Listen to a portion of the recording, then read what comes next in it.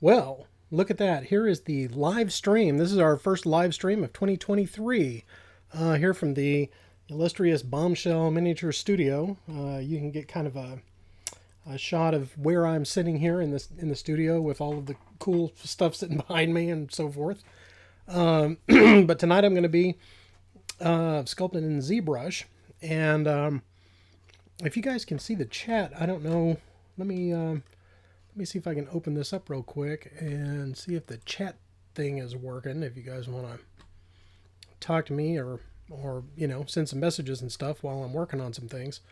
Let's see. Where's the link to the stream? We'll give everybody a few minutes to pop on in. Sculptin live. Let's see. Here we go. Oh, there's a little thing. There's a little thumbnail on the page. And there's a little chat window. Okay.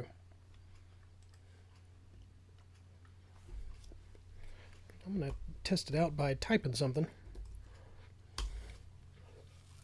Look at that. Okay. All right, so we'll close that. All right. Let's see. What's going on here?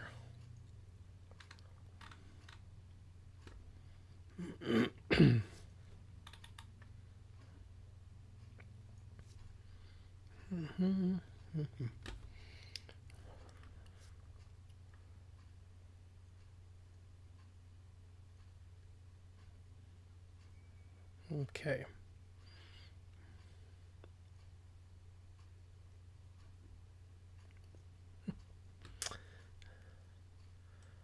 All right, I'm going to close that window. Okay, and we're going to go back to, we're going to take a look at the ZBrush setup that I've got over here.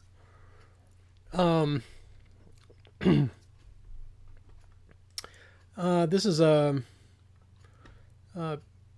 software app that I use called PureRef, and I'll put the link to the website for PureRef over in the or down in the description. So pretty much all the links all the stuff that I'm going to talk about, if I mention anything else that I'm using, like PureRef or whatever, I'll try to add the link to where you can check it out in the description below, so you can go down there. But it's a real cool piece of software. So you open up this window, and you can take like JPEG or PNG images or whatever and drop them into this window, and it's kind of resolution independent. So like you can zoom in, and like if I click on this, it'll enlarge that so I can kind of check out my reference and so forth. And I have two monitors set up on my display. So usually the primary window that you're looking at here is where I'll run ZBrush, and then I'll take this and move it over to my second monitor, and then I can look at reference pictures and so forth as I'm sculpting in ZBrush. So the piece that I'm going to be working on tonight is blocking out a like a base form for the Alanti characters. They're kind of the aquatic species that we have in the Counterblast setting. They're humanoid type characters that have shark type characteristics. So you've got like hammerhead sharks and makos and bull sharks, great whites, and so forth, and all that. But there's three distinct species that it talks about in the book.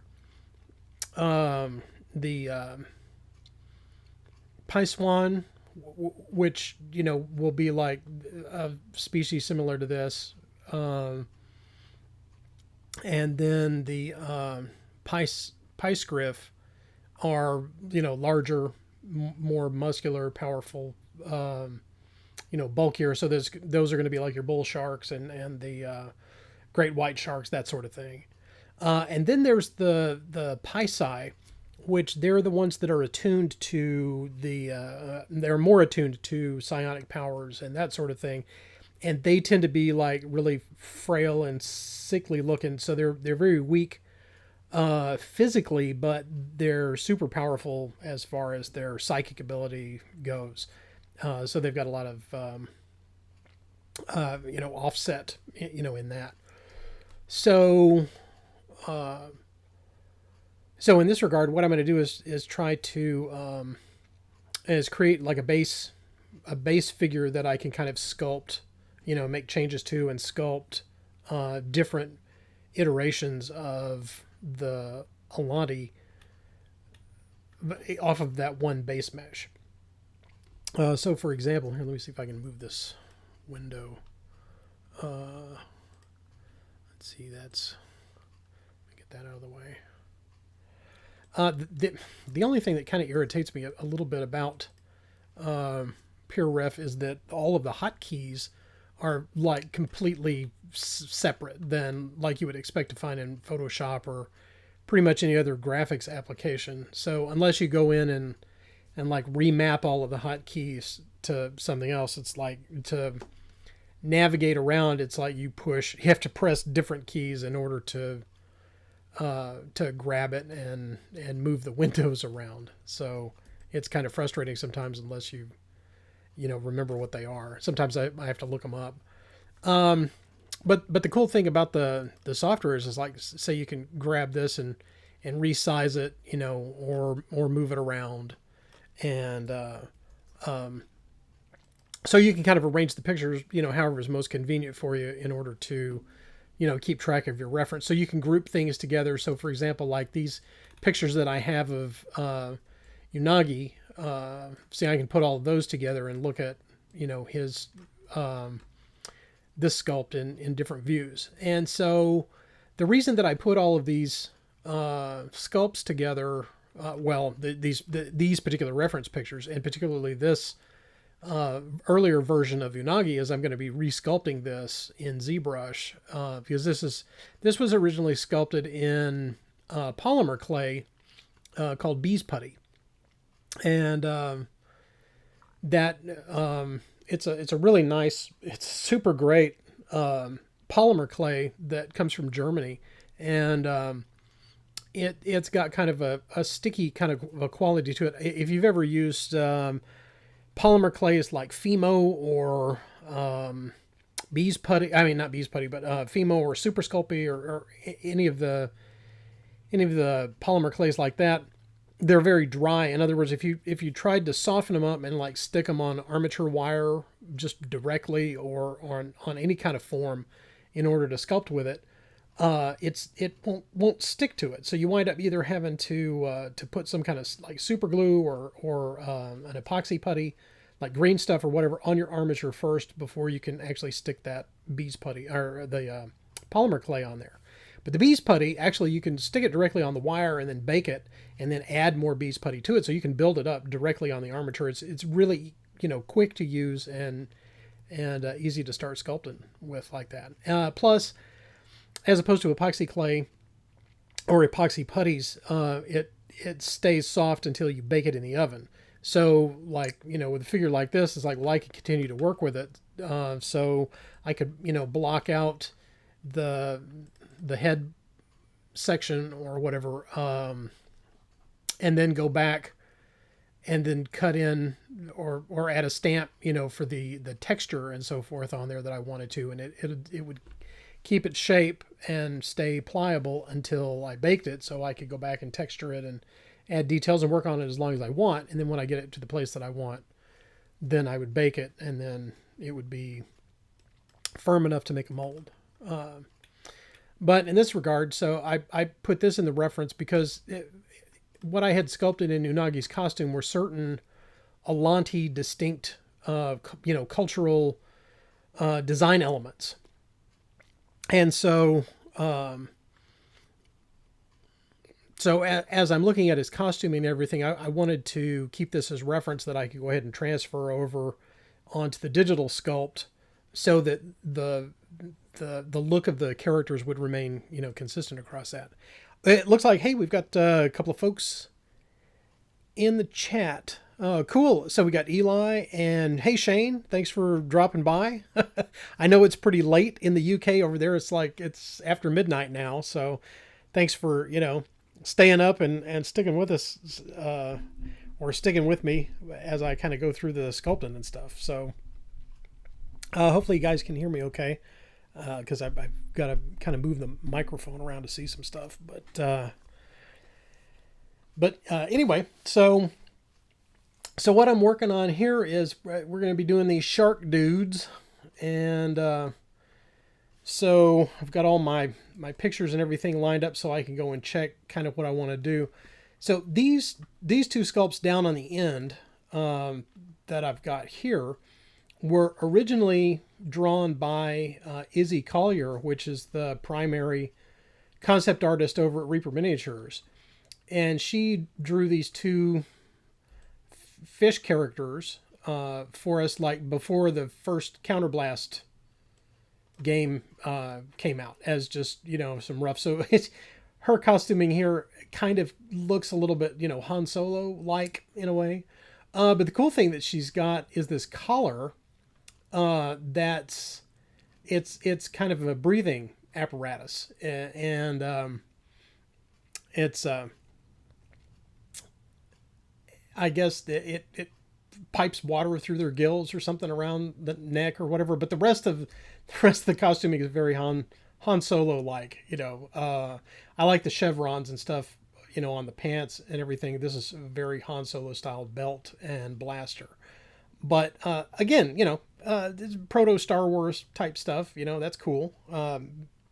It took its designs from, classic sci-fi stuff too. So, but then here's sort of a more natural looking, I guess, more primitive kind of an Alanti design. And again, very female, but not too mammal like.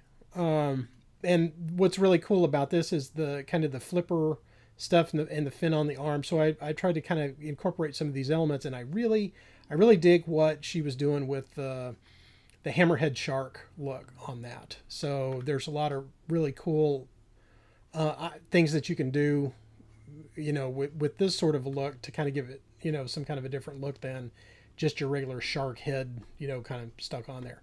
So the thing that I incorporated, as far as my design goes, aside from what the concept artists came up with, was I really wanted them to be like digigrade. Okay, so you can see in these original sculpts that they've got segmented legs here, and then they've got kind of like a foot pad, kind of like this. And they don't really, these concept artists didn't really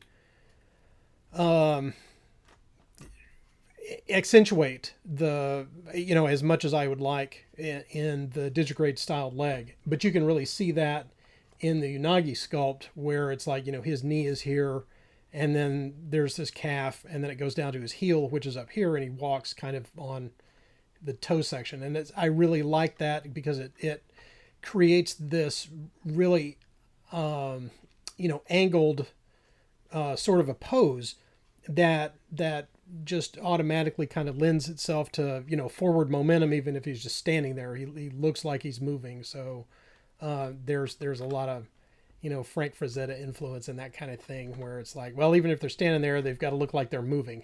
There's some kind of action even in repose. So, and then there's some other design elements that I wanted to try to carry over in the future sculpts, which these are kind of just basic Alanti boots. So they've got, buttons, or there may be,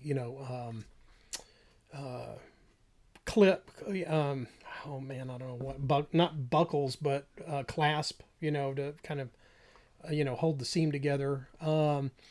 But as far as all of the foot pads go, I really kind of like this sort of flipper shaped triangular boot, with the pointed toe, and then the two seams, which there's two seams on this, on their pants.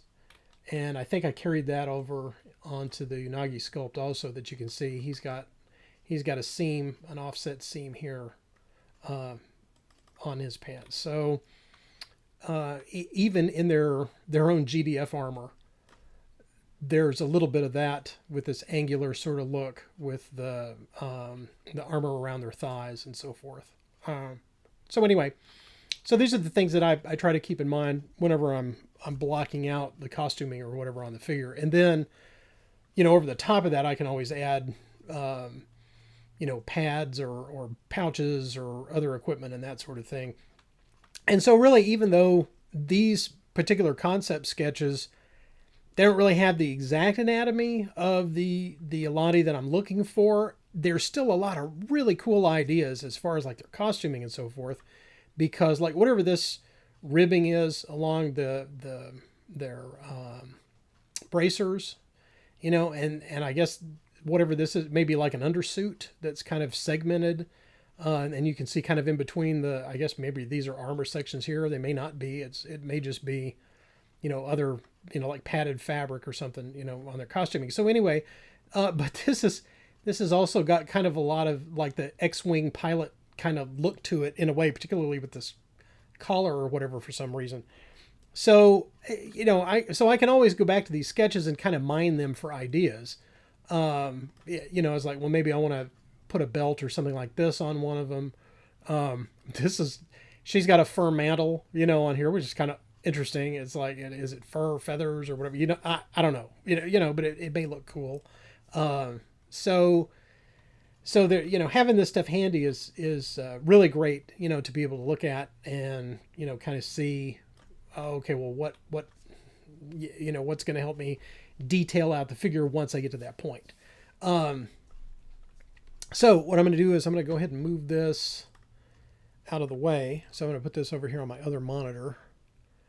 And then, well, that's not what it's doing. I need to do this. Okay. Yeah. So, yeah. Okay. So I put this over here on my other monitor, and I can still see your chat window. So that's good. And then let me open up ZBrush here, and I'll kind of show you what I've gotten started. And it's spooling up. Here we go. Okay.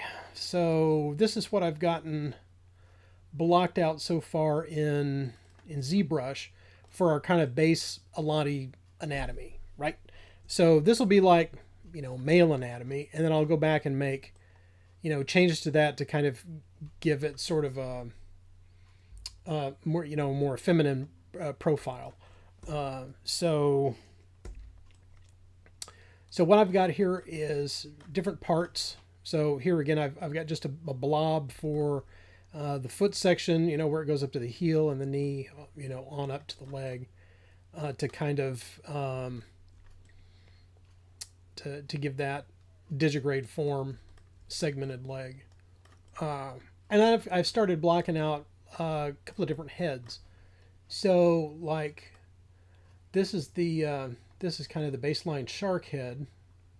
And then I've kind of started on what's the beginning of the hammerhead sort of look. So what I wanted to do was try to go in and see if let me zoom in on that. Yeah, was kind of work on the head a little bit to start off with and see if I could get that in line more with like what the concept art looked like on that Izzy sculpt or sketch that I had. So let's start here, and let me hide all of that junk. I don't know. Well, I can actually show you what I've got all in the file, and we can kind of go through that. Because how I set my files up is, for each thing is kind of important too, because this ruler that I have here, that's going to, not only it's going to indicate what volume the sculpt takes up, because it's really kind of hard to tell working, specifically with digital sculpting. When I'm so used to sculpting, practically or traditionally in polymer clay or epoxy putty, you can actually see what the volume of it is. So you can tell, you can put it up next to another figure and tell how big it's going to be, when you're sculpting, when you can actually hold the thing in your hand. But like looking at it on the screen, it's abstract. It's like I can't ever tell how big anything is. So what I do is I set up a file that has not only this 50 millimeter ruler, so there's like 25 millimeters across down here on the bottom that's centered, and then there's a 50 millimeter tall post in the middle of it.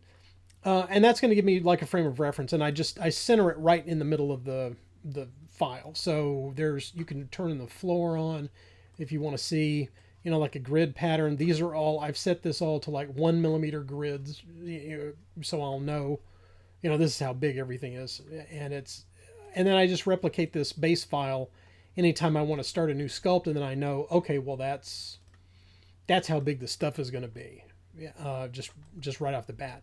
And if you guys are using ZBrush, if you're sculpting digitally and this kind of thing, I have this little starter file for ZBrush out on Dropbox, and so I can add that link if you want to download it and open it up if you're using that. Let me type that into my show notes so I can be sure to put that link in the description and stuff at the bottom of the video. So I also include, particularly like for human-sized figures, there's like a 25 millimeter base, so it's 25 millimeters across, and then I've also got like a 40 millimeter base for bigger.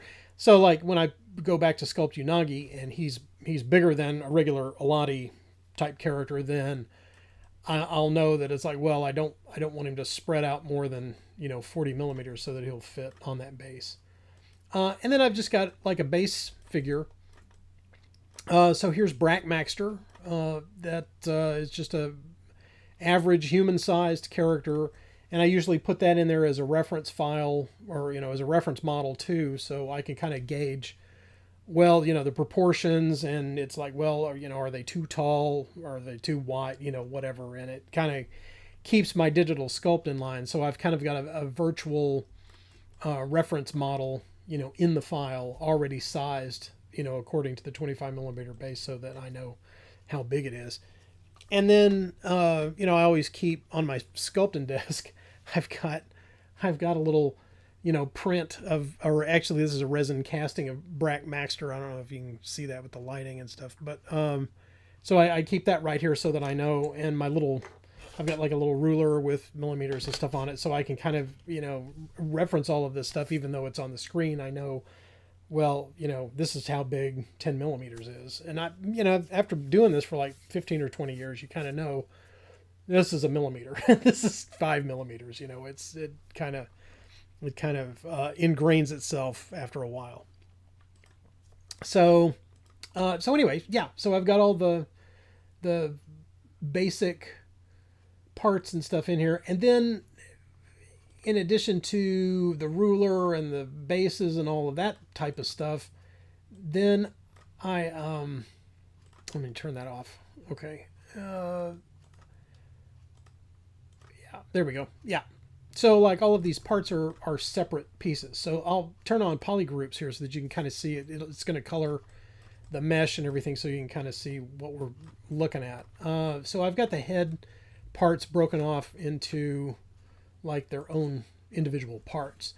And over here on the right of the screen, like in Photoshop, you'd have layers. These are actually what they call in ZBrush, they're called subtools. So way back in the day when it was, 2D painting, all of these items would be used as like a paintbrush thing that you could make textures and whatever with, until it finally developed into a full, 3D sculpting program. So anyway, but the vernacular still, it's stuck, because people don't want to change. So these are called tools, and all of the parts in it are subtools. So that the head that you see here that's purple with the yellow eye stalks or whatever, that's a subtool of the rest of it. So I usually break all those parts down into different things, like this torso, and then I've got the arms, like in their own section, and the hands, pelvis, legs, and feet, so that way I can go back and individually work on those sections without having to disturb the rest of it until I get ready to kind of merge all of that together. And if you want to see kind of an abbreviated version of my workflow, you can check out, there's a series that we've got on the YouTube channel called Sculpting Urzarl, And it's kind of a time-lapse thing where I've got some voiceover kind of explaining, you know, what I'm doing, but it's all sped up. So this, however, is kind of, you know, more plodding and a little bit more in depth, you know, as I'm working on stuff. So yeah, yeah, okay. So Elfbait says it's an easy way to make something look more alien. Yeah. Um, okay. Um, let's see.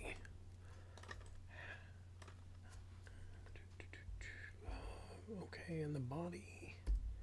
Okay, so what I'm going to do is I'm going to start.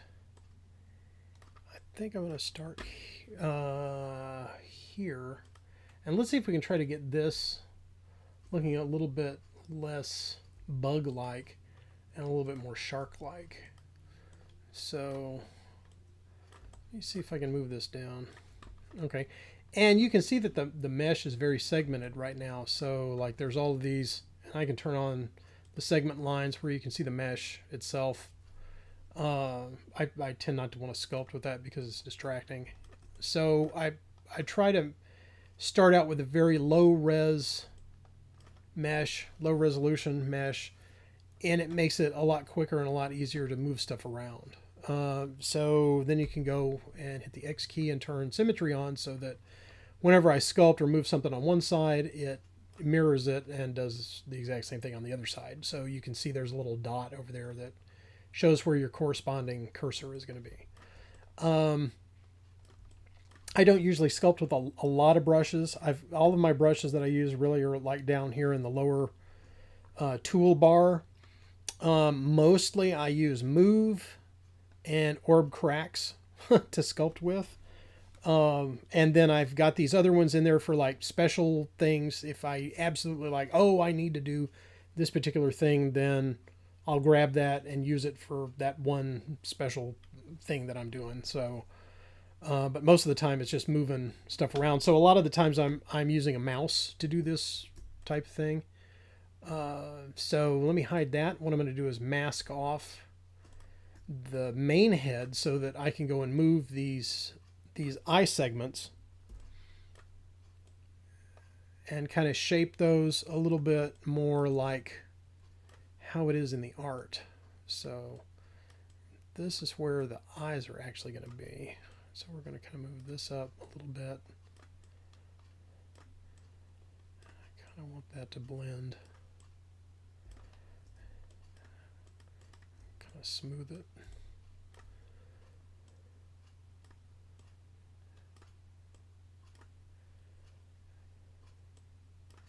And I think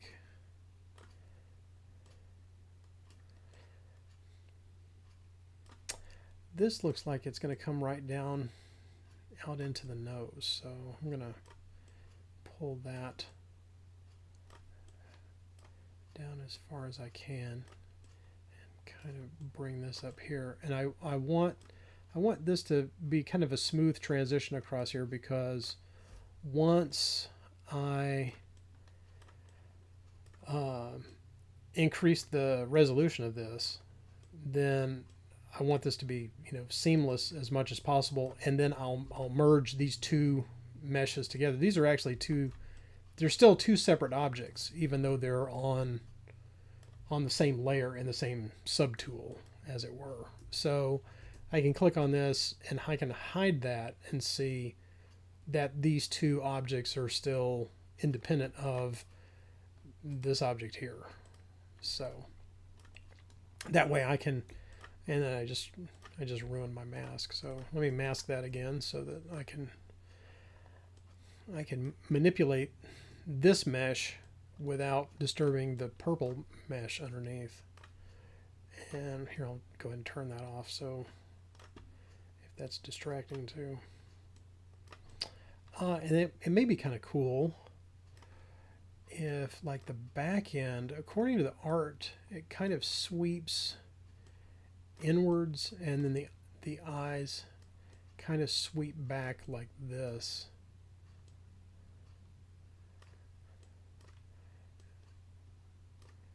so that it's got sort of a very aqua dynamic kind of look. So yeah, that's working for me. That's working.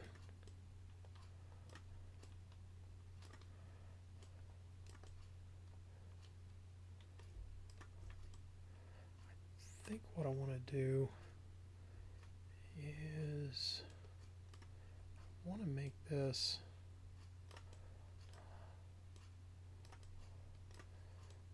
because there's going to need to be a mouth. You just can't have a shark without a mouth. Well, I mean, I guess you could, but it wouldn't be very shark-like, I don't suppose.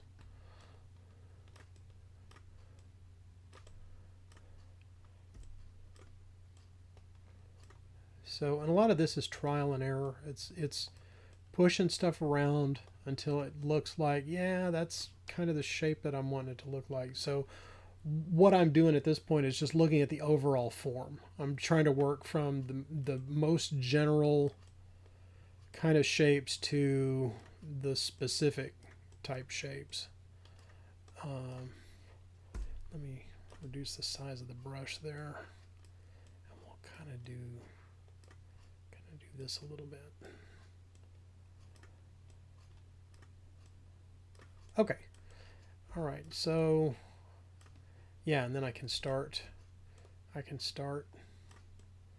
working. I don't know why that's not. I can start working this into this line right here where it's going to come across. So yeah.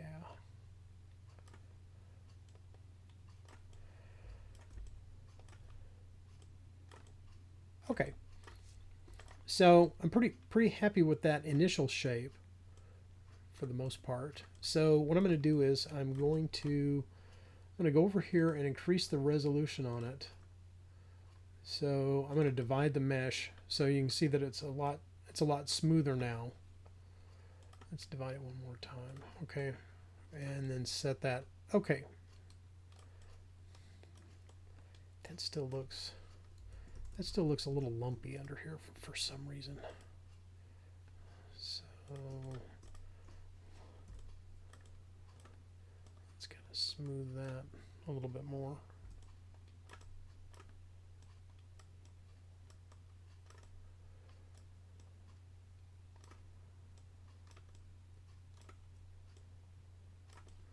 Yeah. Okay. Okay. Let's try that. So we'll go ahead and divide that again.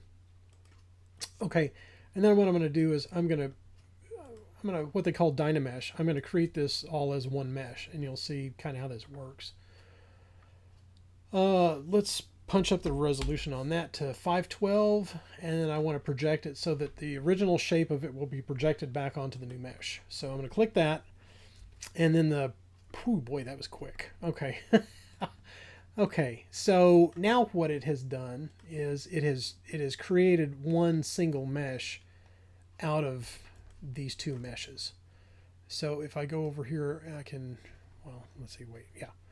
So like if I look on the inside of it, you can see that, you know, the hollow part of it, it's all one piece now. It's not individual pieces. So that if I go back and just select this, you know, you can see it's like, well, okay, it's not just a simple form anymore. It's got these two protrusions attached to it now. Okay, so then what I'm going to do is let me create one group out of that, and then so okay, all of the work that I've been doing so far is with the mouse. Okay, right? But now I've switched over and I've got my pen tablet. And here's where the sculpting part comes in. Okay, so I'm going to go over here and I'm still in the move brush, but I can hit the shift key, and that's going to give me this smooth tool so that I can just scribble on here and smooth out this seam and kind of blend these two shapes together a little bit more. Okay, right, so what it's doing over here, it's doing over here. Okay, so yeah. So that's given me kind of the look that I'm going for. Okay, so now what I'm going to do is I'm going to go back to, I'm going to create a lower resolution mesh again, so that I can go back and kind of manipulate it more with without creating lumpy areas. I can move larger pieces of the mesh around and kind of solidify what I'm wanting to do. Okay, yeah, here we go. Okay, so this is a little bit lower resolution than what we had. So now I'm going to go over here and take the orb cracks brush. And let's go about here, and then I want to kind of bring this line out. So, and actually I want to kind of move this nose out a little bit more, and I want to give him a jaw. Let's go. Oop, not that. Let's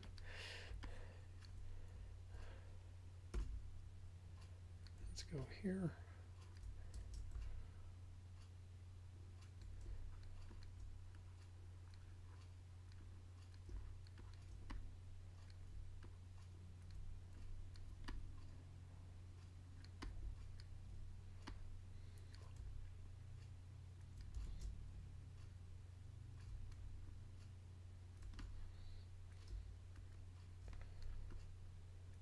Yeah. Okay, so that's going to create a jawline, and then this is going to be kind of this sort of nasal line that runs up like where the eyes are going to be. So we're going to put those eyes like right in there. And this, yeah, this look right here, that's what I'm looking for. I want this ridge running all the way down to the front of the nose, and then the mouth will be down here, and that's going to give this angular shark look to the top of the head, even though it's not exactly like a hammerhead shark, but it's starting to take the shape that indicates, that it's shark-like, I guess. Okay, so what I'm going to do is I'm going to remesh that because I've got some stretching and stuff along here. So what it's going to do is it's going to reset the lines on that, and then I can kind of smooth this out a little bit more. I think I want to give him a little bit more of a chin, and maybe a little bit more in the cheekbone area. Yeah, kind of fill that out, but this still needs to come forward and follow that shape. Look at this super great curve to the top of the head, how that follows with where the eye segments are. So very fish-like, very Mon Calamari. So yeah, that's the look I'm going for. And we started out with just a blob, So I think that the jawline probably needs to sit probably like right here, like right in the middle underneath the eye, so that this whole jaw would open up and it would hinge here and then swing down. So, so far as it was, so that looks like that'll work to me. Okay, so let's run that a little bit more. We'll mesh it again. It's gonna remesh it some more. Smooth some of that out. Yeah, there we go. Okay, I'm gonna turn that color off and take care of that seam. Okay, so now we've got kind of a pretty good base for the head. Oh yeah, it's reminding me. Ooh, I need to save it. I haven't saved it in a while. So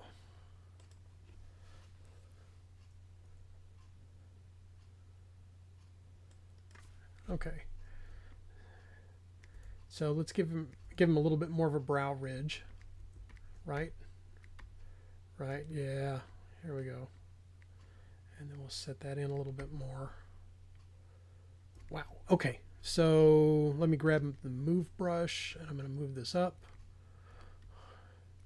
And then this will create kind of a cheekbone effect on the eye, even though it's recessed a little bit underneath. So let's make that a little bit bigger, and then we'll pull this out because I want that flow right through there. Yeah. So let's pull those out, pull that back. Yeah. So what are you guys thinking about that? I'm thinking that it's looking pretty cool. So, or at least it's looking like kind of what I had in mind. So, and that's again like working in polymer clay. That's the cool thing about ZBrush is you can keep tweaking it until it's exactly like what you're wanting it to look like. What would be cool is like the top of it. The top of it comes back like this, and then this part underneath. Okay, let's turn that around and see if has that messed up. Nope. Okay. Yeah. All right.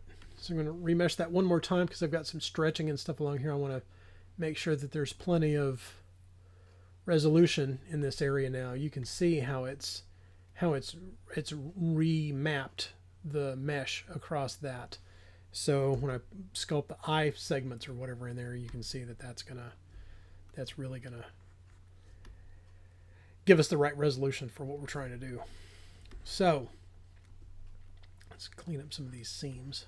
Okay, man, that's really what I'm looking for. Okay. All right. I think I'm gonna go ahead and add a neck on there because I may do this as like a modular head that would fit on other things too. So rather than use the neck that's on the torso piece here, I think I'm going to add a neck segment to the bottom of the head. And so I've got these primitive shapes that I made that are, it's just basically like a cylinder and a sphere, and I've got a cube, so that I can import those in. But then I've got this capsule shape, and so then I can take that and insert the capsule. Where'd the capsule go? Right there. Okay, so let me hide the torso. And then what I'm going to do is I'm going to put this capsule right under here.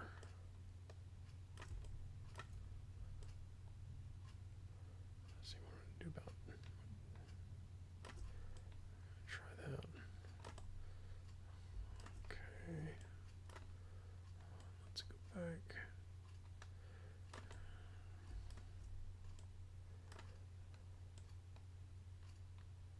Yeah. All right. Let's see. Boy, that's a big neck. Okay. I wonder if yeah. Okay. I'm looking something like that. So.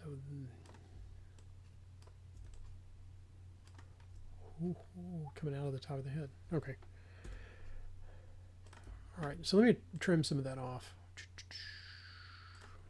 Grab the knife tool and trim a section of it off there. Okay. So I think that's going to be our neck. Okay. And I'm going to attach it the same way that I put the eye stalks on there. So let's see. Let's go back to our geometry tab. We're going to divide that a little bit, and we're going to divide this a little bit. And the reason why I add that resolution is before I merge those two together is it creates a much better seam that's easier to smooth out whenever I remesh the final object. So let's see, let's do a little bit of housekeeping here. I want to make sure. Okay.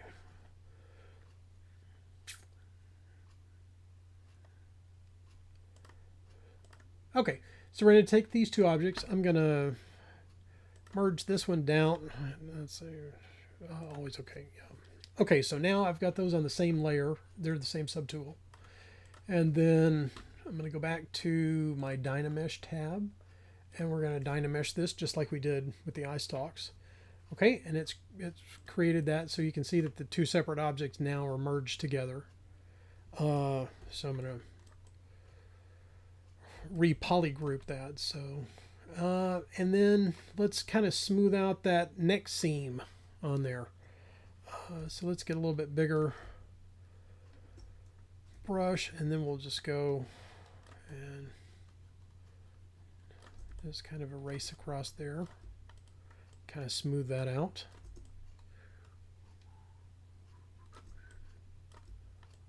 Oh yeah.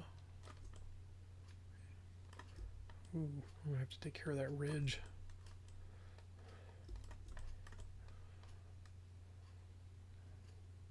Yeah, yeah, yep, yep. Okay. It's looking like something now. So then we're going to go back and we're going to go to the Z remesher tool, and we're going to drop the resolution down just a little bit so we can go back and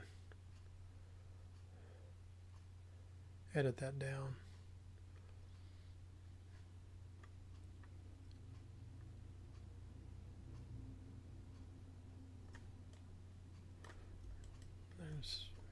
There's some weird stuff going on there. I wonder if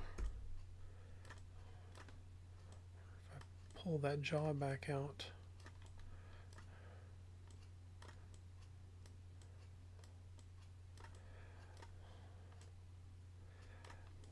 Let's save a lot of this for once it's really remeshed. Let's do that one more time and see if I can get that jaw clean. Yeah, that's better. Yeah, that's got a nice curve to it. Okay. All right, cool. Oop. Love the undo button. Yeah. Do me some Control Z on there for sure. That's one thing that you don't have with Sculptin tools. I mean, like doing this in polyclay or putty or something, it's just like, man, if you mess it up, you got to go back and redo it. So, okay. All right. Okay, so we're going to divide this up so that it's like super smooth. And if you look up here at the active points, you can see that it's increased the resolution to like 400,016 active points. So the average object, you know, with like lots of resolution and stuff on it, if it had a lot of textures and everything, I try to keep that like 100,000 or under. Not 100,000, I'm sorry, 1,000,000 or under. 1,000,000 points is going to give you a lot of resolution to put a lot of texture and stuff in there. So what I'm going to do at this point is I'm going to start sculpting details and stuff in there. So let's give this little guy kind of a mouth. Ooh, and then we're not going to do it with that. I need the Orbs Crack brush. The Orb Cracks brush. Yeah. Okay, so we're just going to go ahead and block in. I think I want to move that up a little bit. Maybe about there. Yeah. Because then I've got room for like a lower lip on that. Okay. So do this. Cut in. Okay, then I'm going to go ahead and switch over to the Damien Standard brush. And then we'll drop those corners in. This has got a much more sharp, well, yeah, it's a sharper chisel point on it. Let's try that. Okay. It's pretty intense, so I'm gonna bring that down to about 16 or 17 or so, and that's Yeah, that'll work. Okay. All right, cool. And then we'll go back to the orb cracks brush and do a little bit of a lower lip. I kind of would like a little bit more of a chin on him too.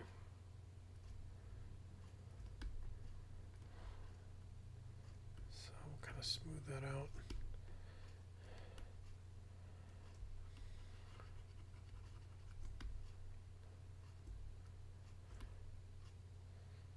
Okay. And then let's see what that's going to look like.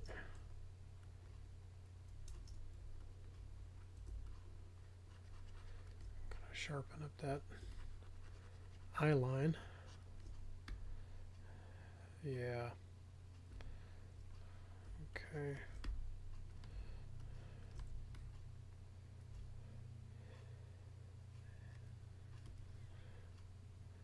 Let's see, do we want this? Do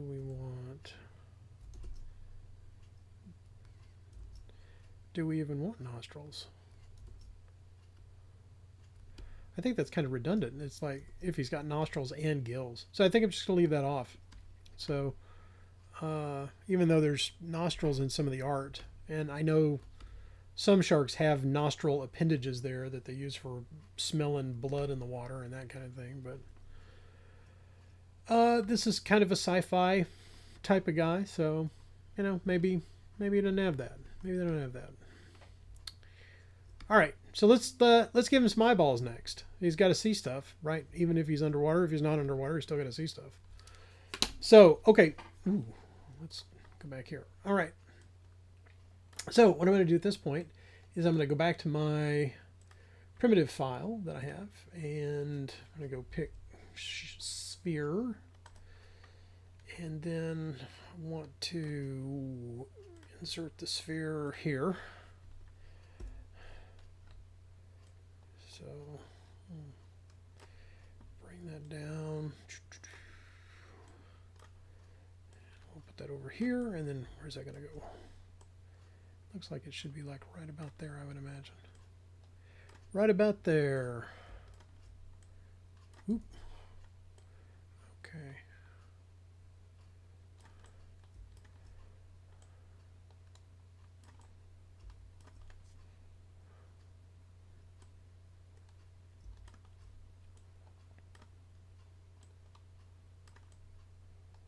Yeah. All right. So we'll duplicate that. And then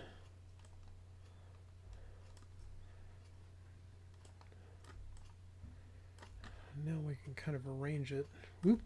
Actually, what I want to do is turn symmetry on for that. So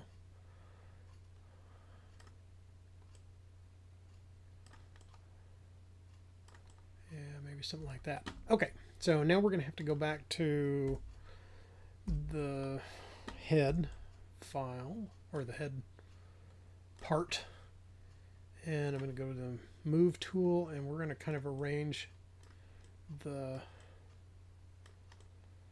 brow line, not fraw line, but the brow line, to kind of line up a little bit more with where the eyes are. And then let's move the eyes back just a little bit.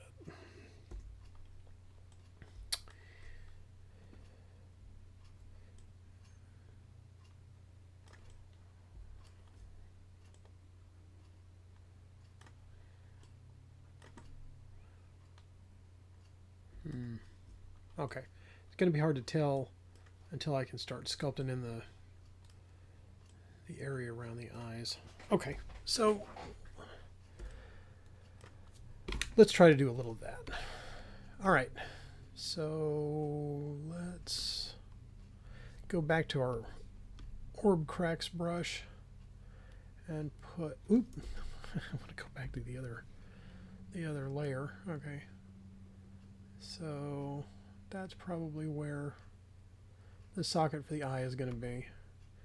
Is probably in that area right there.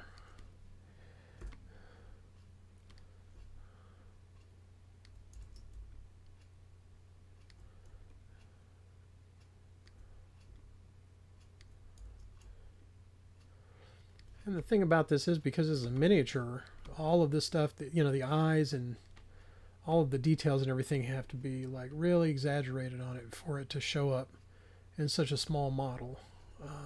You know, because it's like, well, when you reduce it down to like, you know, super small, it's like, look at those beady little eyes. So you want to make sure that all of this stuff, you know, when it prints, and if it goes to mold, if it's going to be one of those kind of, you know, one of the, you know, model for that kind of production, then you want to make sure that all of those details and stuff show up. So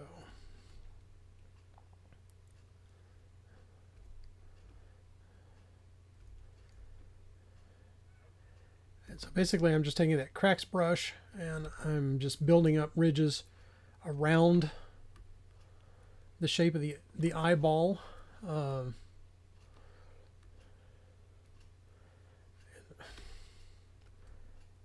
Man, I'm running a lot of stuff. It's lagging really a lot. So it's like, well, it's handling the live stream and ZBrush, and I need to upgrade my computer stuff for sure. So I mean, this system's only like 4 or 5 years old. Well, no, it's older than that. It's like six years old now, but it's still, you know, like I can't run World of Warcraft on it or anything because they've updated that, you know, and so, and you know, I've been left behind, you know, without upgrading. So, well, look at that. Brian Keto has jumped into the chat. Hey man, what's going on? Hey, look at you. You did catch part of the live stream. I'm very happy that you were here. Thanks for jumping in and following along. I'm just, you know, sculpting this little fish alien head. So we'll see how it comes out.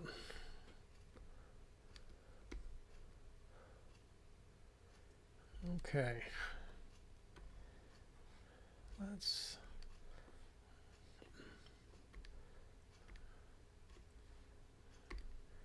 get him back there.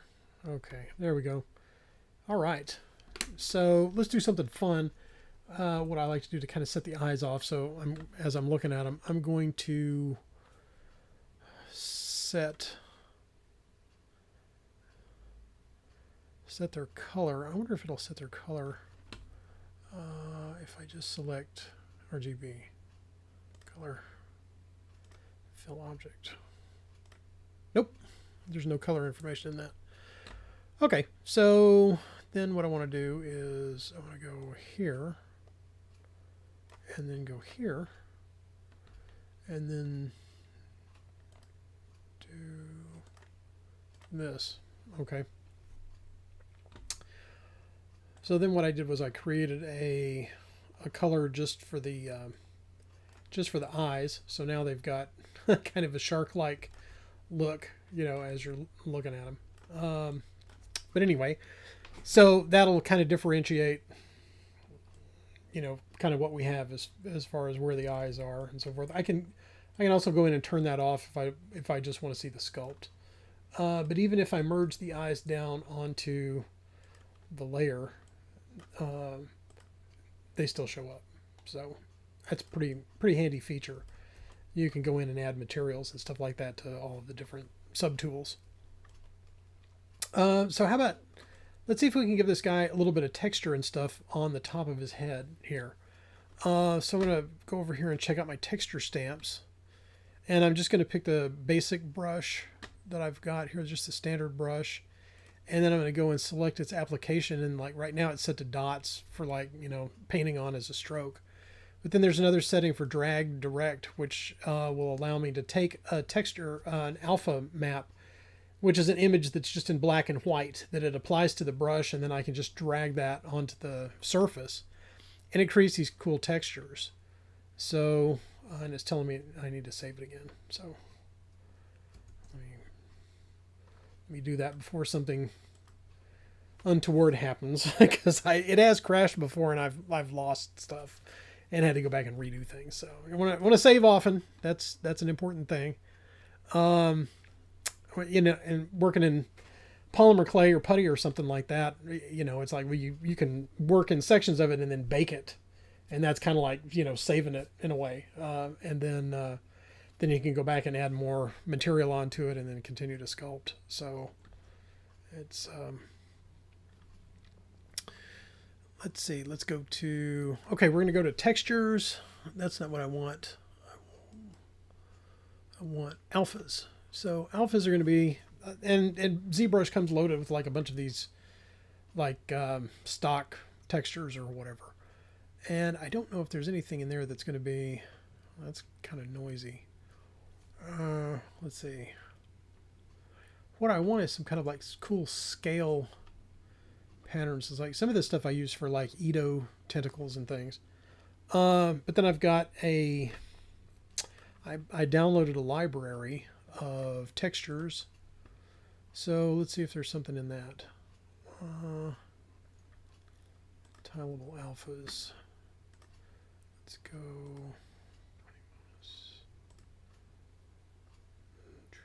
Where's the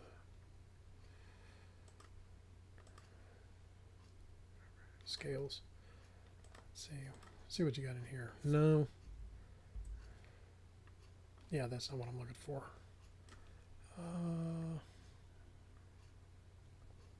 Stylized.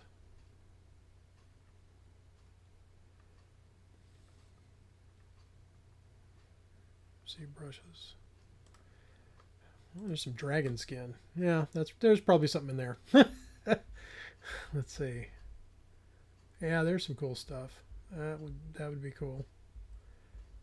Let's see, where's the one that I used on that little dinosaur?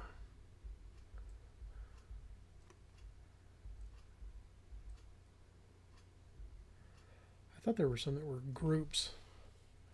Groups of scales is what I'm looking for. There's a little cluster of them. Yeah, I'm looking for something like this. Here we go. Yeah. Okay, so this one, and this one.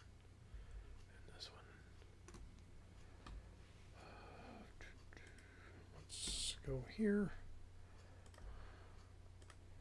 I'll put those over here, and then we'll copy them into the file. Nope.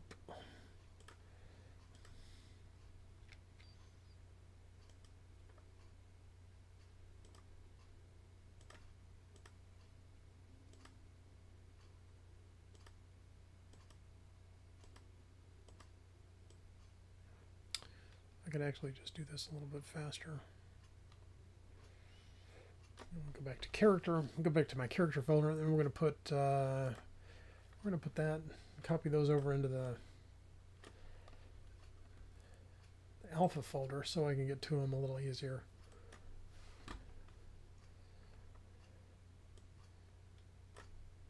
Okay, so going back into ZBrush, now I can go into my alpha section of the standard brush and go to import, and then I want to import these three textures.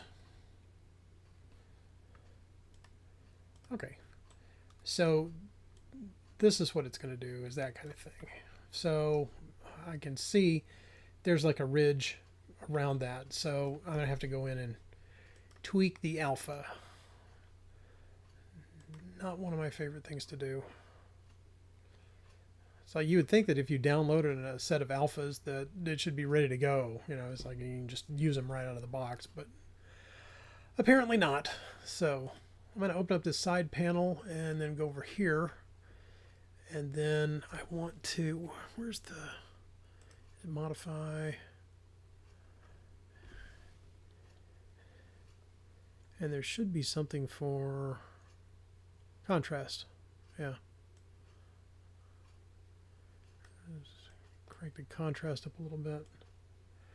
There we go. Okay, see, that got rid of that square. But maybe it's a little too contrasty. Let's see. Yeah, that looks pretty good. Okay, so let's do a few of these, and I'm going to turn symmetry off here in just a minute. There's still something that's dragging on there right here, and I think it's from the corner. Let's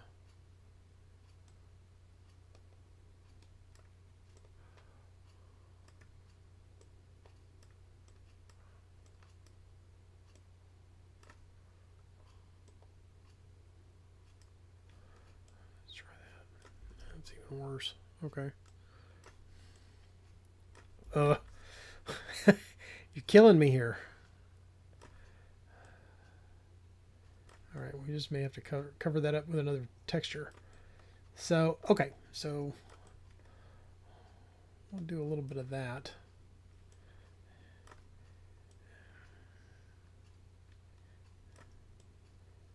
Maybe a little bit of here. Let's see, let's go here.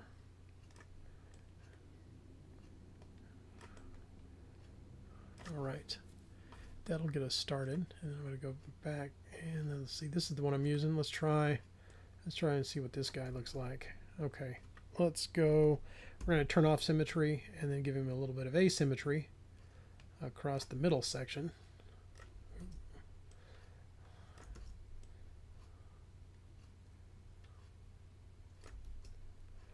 Let's see if I can get him right in there. Yeah, that's pretty good.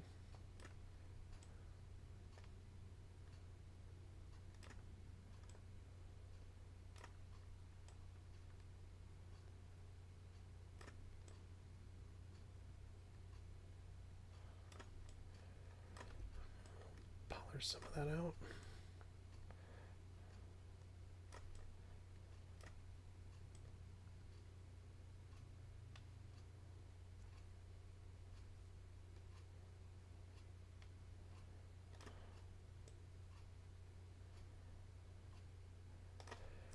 Okay, and then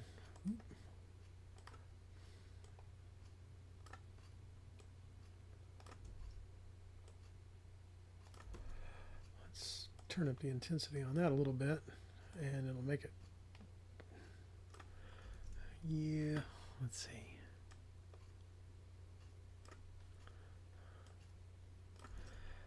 Not what I'm looking for. I wonder if I can smooth it out.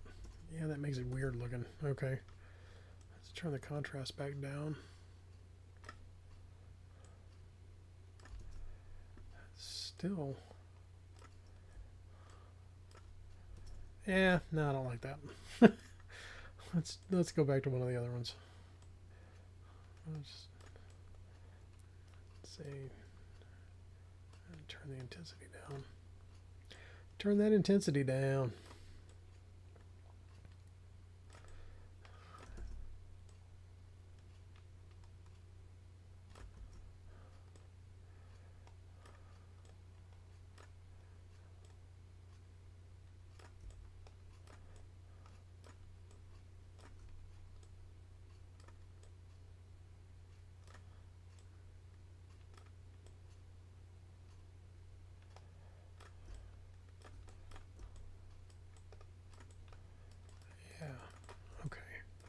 And we're going to kind of smooth out some of this detail a little bit.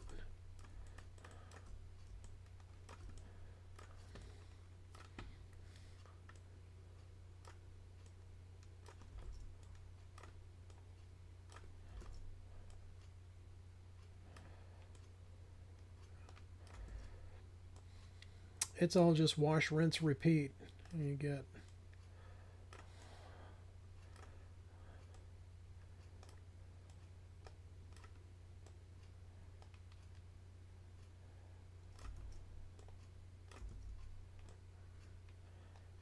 guys in here.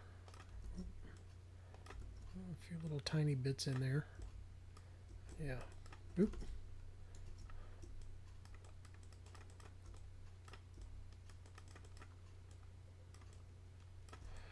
Okay, and then I'm going to go back and pick one of these other... Is it this one? Let's see. Yeah, maybe that's. I'll bring the intensity down on that a little bit. And maybe he's got a bunch of these little smaller scales, you know, kind of in these other areas.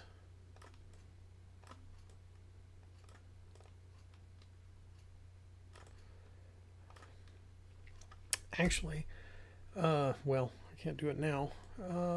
Yeah, let's go back and do that. So let me undo these things. And then we'll turn symmetry on.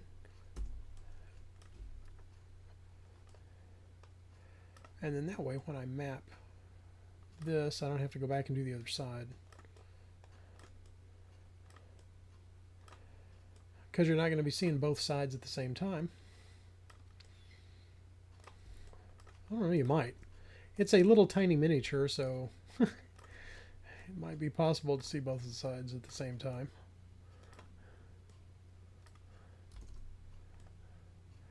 And then to kind of throw the patterning off, when I get to the middle, I usually turn symmetry off and then kind of drag in a couple of places, and it sort of randomizes across that seam so that it doesn't look as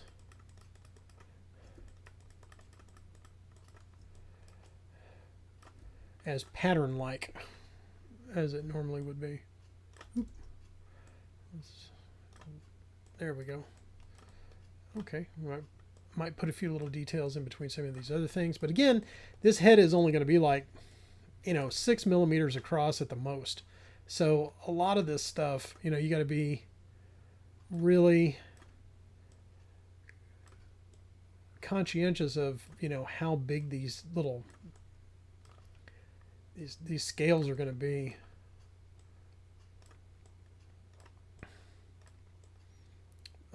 A lot of that stuff won't print at this size. And I mean, even if I was sculpting it, you know, practically sculpting it in putty, you know, you would use like a little stamp tool or a sponge or something like that to create a texture across all of this, and then, you know, it's like whatever would come out, that's what comes out. So you're only limited by, you know, the physics of it.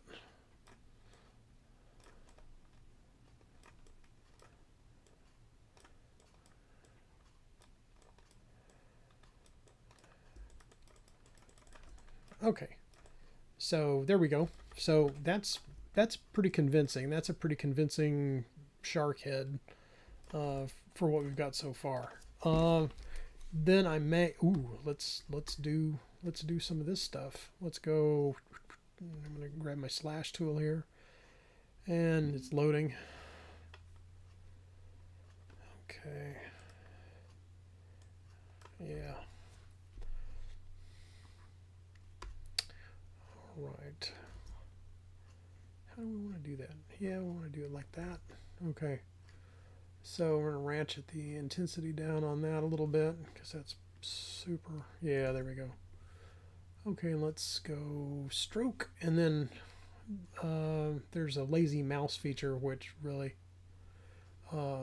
it smooths out a lot of the strokes that you make with the stylus tool.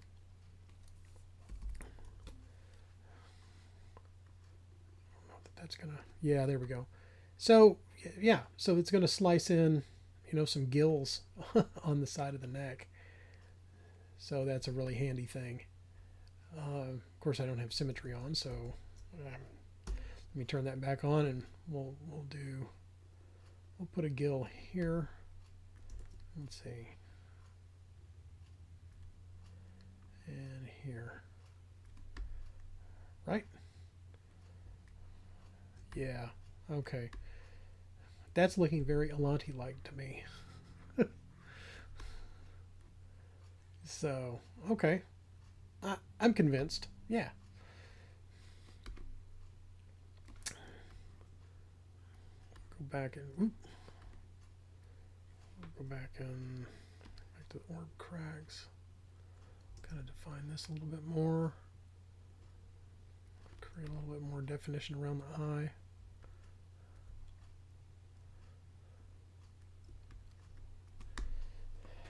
Yeah. All right. So he's looking pretty shark-like, I guess, at this point. So we're going to go ahead and leave this one where it is and see if we can get a little bit more stuff done on something else. Let's see. All right, let's work on some of those boots.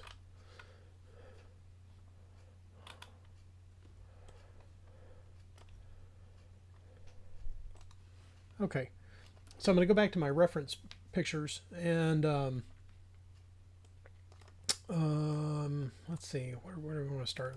Let's check this out. Okay, so I want something like this and kind of like this. I kind of like this strap across there with the, I guess the buckle, you know, whatever that is.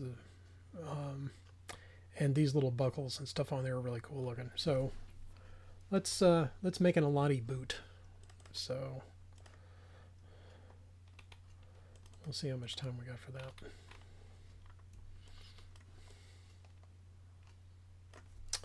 Okay, so I'm going to put the reference back over on my other screen.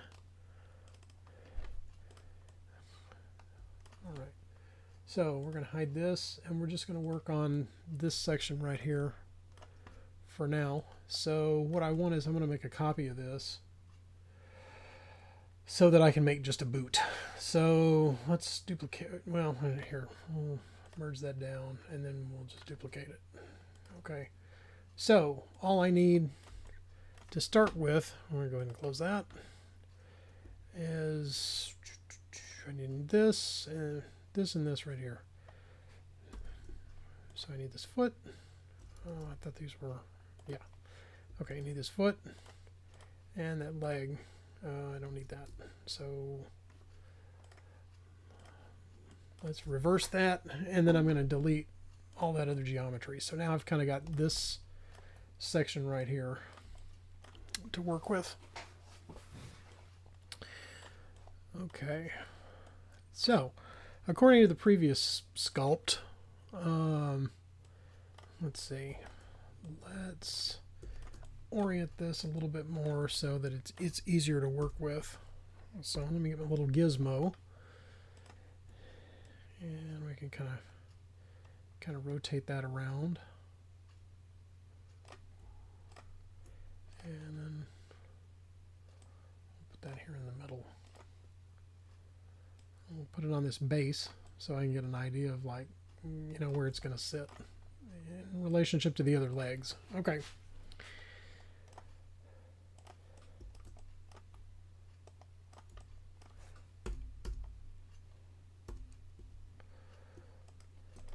Okay, so there again, just like we did before with the head, I've got this low resolution mesh that now I can kind of, if I pick the right tool, I'm going to get the move tool, and then I can manipulate this and kind of change it around so that it fits into the heel. It's not really a heel, it's kind of the ball of the foot, basically, is how they walk. And let's turn off symmetry so I can move that over a little bit. I'll kind of flesh that out. Let's see, I want to give it, adjust the heel here. And actually, let's go back and rotate that like that. Yeah. Okay.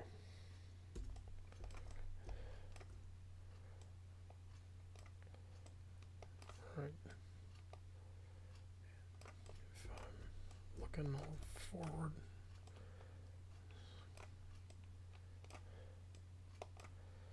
And once I get the basic shape blocked out, then what I'll do is I'll go and I will I'll remesh it so that it's symmetrical on both sides, and then I can continue to sculpt on it, and I'll know that the mesh is uniform, you know, on both sides of it. See, it's all weird looking here. It's just it's got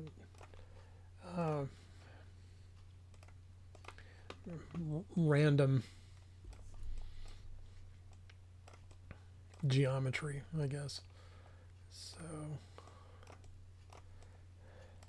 but what I'm looking at, or what I'm looking for, is I'm looking for the silhouette of it, basically. And it's like I keep turning it around because I want to see the silhouette from different angles to see that all of the forms are fitting into each other like I've got in my head, or like I'm looking at the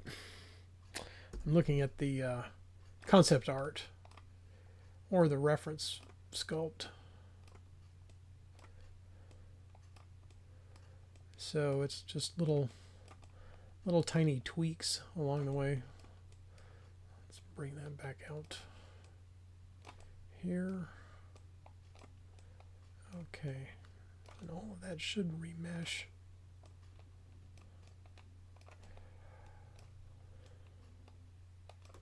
Yeah.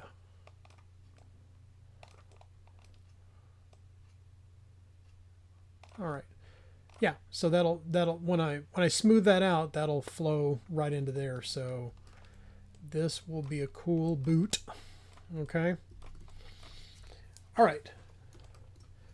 So like I did before with the head, I'm going to go over to the Dynamesh tool, and what that's going to do is, well, first of all, I'm going to bump up the resolution on it so it smooths it out. Okay. And then what we'll do is set that to probably 512, probably be enough resolution, and then it's going to mesh it together, and you can see that it has now merged those two objects into one object. So I'm going to create one poly group for that so that it's all one color. We'll turn that line off, and then we'll go back over to the Z remesher palette, and then I'm going to remesh this so that it's got lower resolution. So I'm going to select the half button, and then it's going to run a process on it so that it lowers the resolution of this particular object. Oh, and it looks like James has jumped in too. Hey James, it's good to see you on the chat there, man. Thanks for popping in. And if you guys have come in late and you want to kind of see how I got to this point, once the stream is over, you can always go back and catch up and look at what we did to get to this point. So but right now what I'm doing is, as this is called topology, which is another 3D modeling term. So all these little squares create the mesh and so forth on there. So what I'm doing is trying to reduce the amount of those and make it a little bit lower resolution so that it's easier to make larger adjustments to the object. So for this particular boot. So there it's going. And what I need to do is I'm going to go ahead and select symmetry on this, and then it's going to create the stuff that's on the left side and mirror it over onto the right side. When it does that, though, it usually creates a seam down the center, which is a little tedious to go back and fix, but there it is. So this is going to be the base of our Alanti boot. Okay, so now I gotta save it again.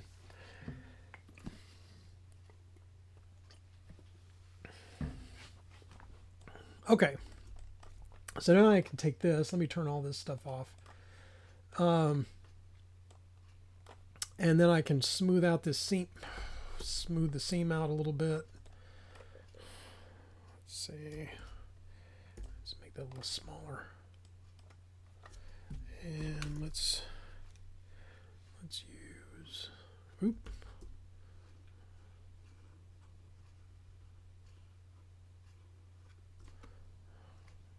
Yeah. Okay.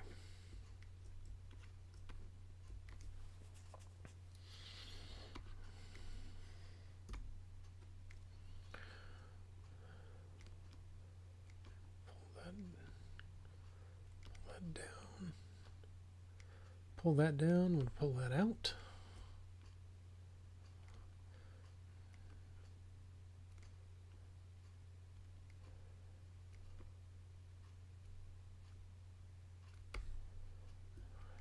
Yeah. Yeah, that's a little bit more like what I'm looking for.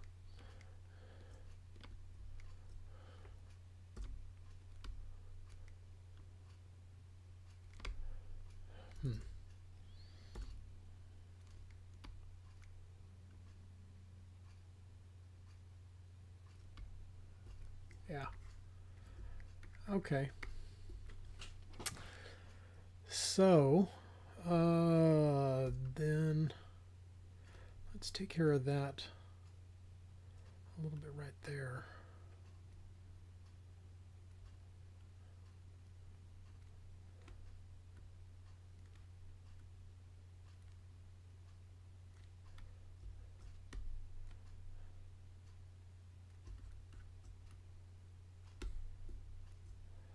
That looks a little bit more square than round.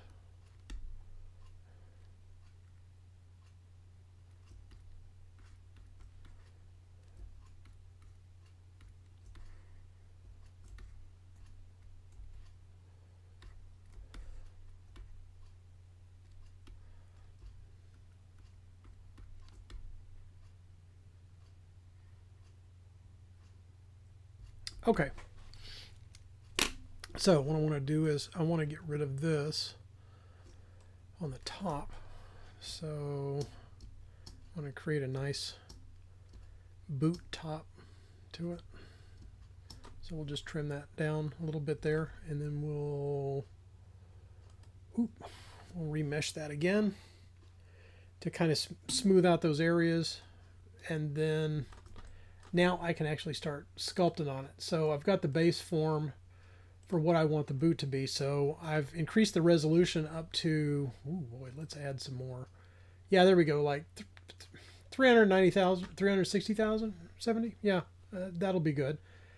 Because what I want to be able to do is along the bottom, there's like a little sole on this pad. And so I want to cut a seam into that to indicate where the sole of the shoe is going to go.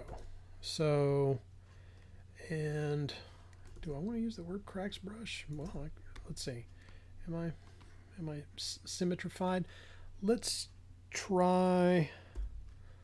I don't use this brush a lot. That's chisel. Where is that? This is something that's new in this version of ZBrush. And yeah, that's not what I want at all.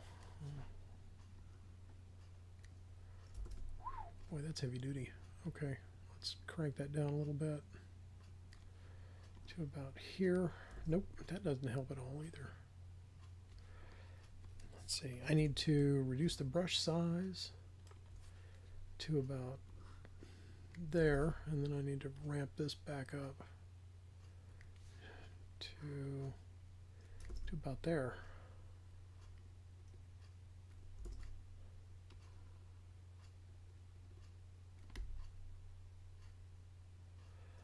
Huh, that's an odd thing. Okay, it seems that this is off center for some reason. Oop, let's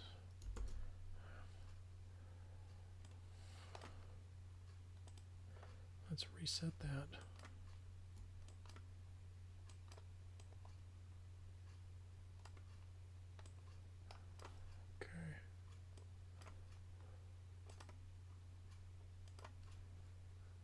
That's too far. Okay, we want it sitting right about there. For a boot on the base.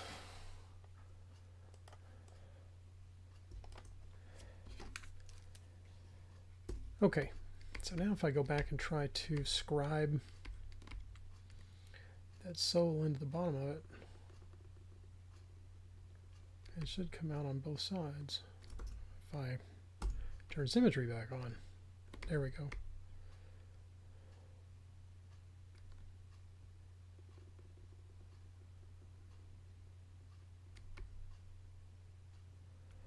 Pretty close.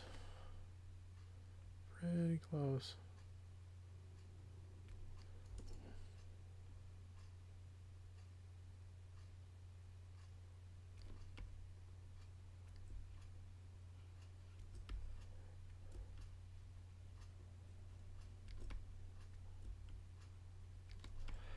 I'm not liking the front where it crosses over. If I could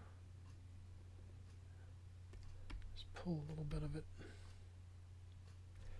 Okay, and then we'll try that again. And then it puts that on the back. That's going to be easier to hide, I think.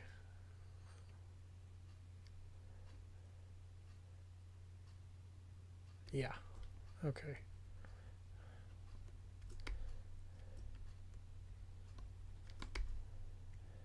All right.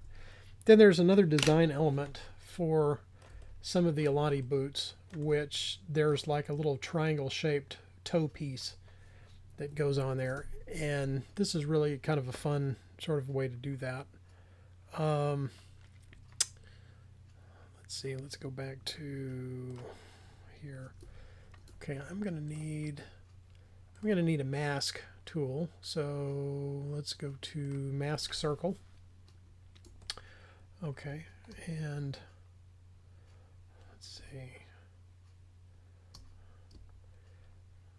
Let me see if I can figure out how I can orient this to get the circle that I want, or the shape of the triangle that I want. That's not it. I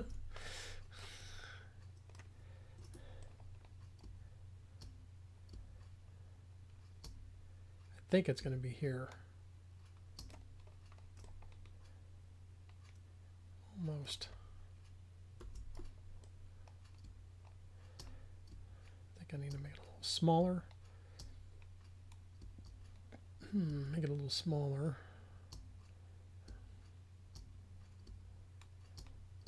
That's got to go back. That's it. There we go. Okay. So now I just got to mask off the rest of it.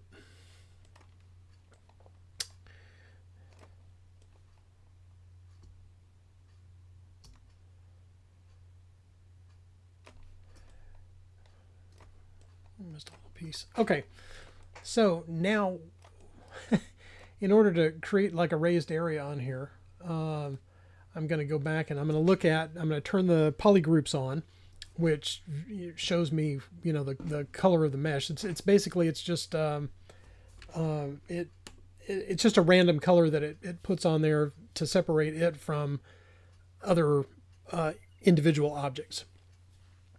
So what I can do is I can invert the mask, and now I've got just the toe section selected. And then if I hit the W key, it's going to create, now this is all still one mesh, but it's going to create another poly group. So it's going to group these polygons at the front of the toe into its own group. So if I needed to select that for whatever reason and isolate it to work on it, then I could. Let me turn on the back facing so you can just see that that's this part of the toe. Okay, so what I want to do is I want to create a line going around that because it's got, you know, aliased resolution and stuff along there where that's separated. Actually, what I can do is I can polish that up. Let's see. Let's show the whole thing. Okay, I can actually polish that up by going to polish by groups.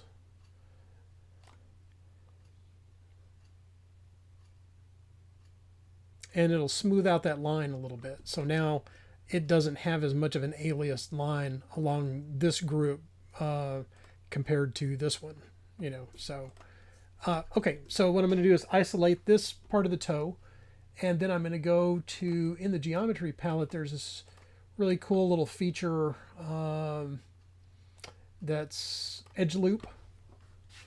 And what I'm going to do is pick groups loops and ratchet that down to just one loop, because I just want to create like one line along that seam. So I'm going to click that, and it's going to give me an extra polyline dividing these two groups. So if I select that, and let's see, how do I want to do that? Yeah, I select that, and then I'll go back and and yeah, select that, mask it, and then invert the mask. Now I can manipulate just this part of the toe, and if I center my little gizmo on there, then I can increase that and manipulate it just on its own. So then I've got kind of a little raised area that's just like a toe cap, like a metal. Here, let me turn the poly groups off so that you can see there's, and it's all still one mesh. So it's grouped in its own group right now. So I can go back and select all of this if I need to, but what I need to do is kind of smooth it out a little bit. So I think I'm going to pull this down, and I need to shorten it, pull it out. Yeah, there we go. All right. So that's going to give me this cool little toe cap that's on the front of the toe, like on the other sculpt. So I go back and kind of clean this up just a little bit. There we go. Okay. So then, real quick, because we're getting, I think we got about 20 minutes left that I'm going to be working on this. So I should be able to get this boot pretty much blocked out and done before we wrap up for the evening.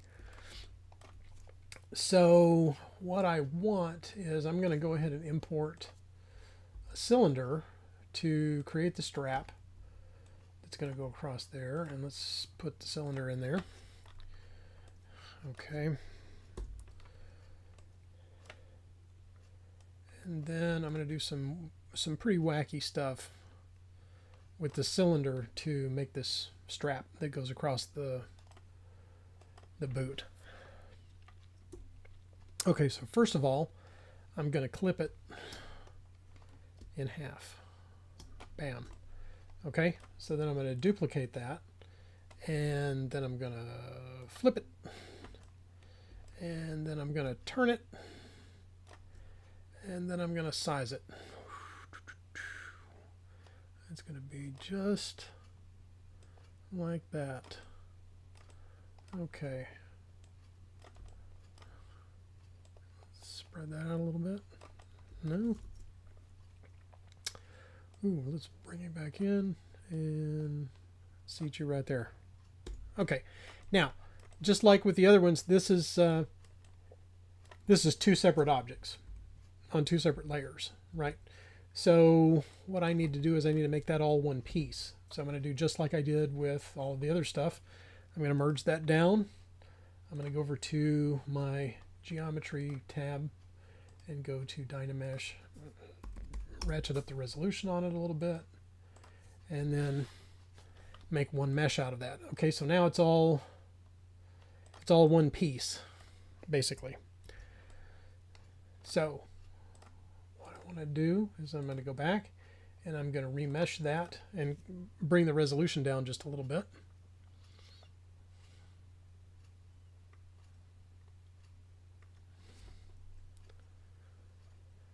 And it's thinking. You can see the progress bar running across the top there.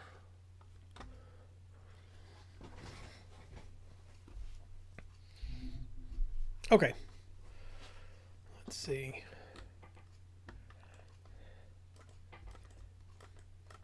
Okay, so I don't, well, maybe I do. Maybe I want a sharper edge on that. So, okay, let's go to, here's the boot. And we're going to turn that around this way. Let's see, 90.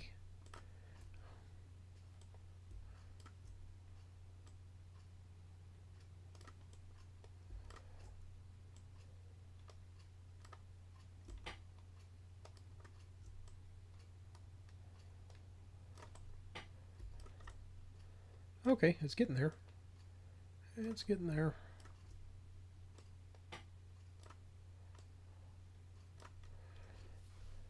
Okay, so let's do some tweaking.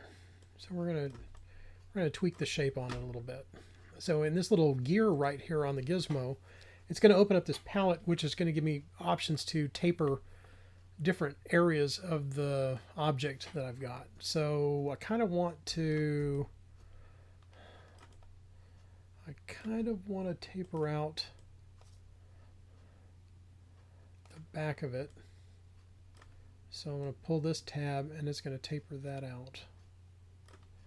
And then I think I want to taper, no, I want to taper this way? No.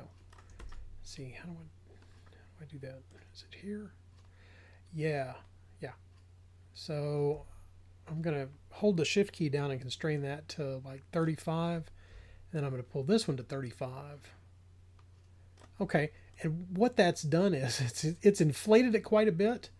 But I can go back and reduce that. But what that's done is it's given me this ridge across the top and the bottom, which you'll know it like if you're painting miniatures, you'll know that you want that ridge, you want that edge along the top and the bottom in order to catch the paintbrush to do your edge highlighting and that sort of thing. So that's the purpose of being able to make these curved belts and straps so that, you know, it's a little bit easier to paint. And like in these recessed areas, that's going to catch washes, you know, or, you know, your shading and so forth, and it's going to create a really nice contrast along that strap. And, you know, when I'm sculpting practically, and you can look back at miniatures like way back into the, you know, early Rogue Trader Games Workshop days, and you look at their straps and stuff on some of those miniatures, or like some of the first run, you know, Reaper figures and stuff, the straps and belts and everything are shaped very similar to that, you know, for that very reason. So it's cool that, you know, sculpting digitally, it's like, you know, if you're familiar with your tools, you can go in and you can do, you know, you can get that similar look with what you're doing, you know, in the digital space. Okay.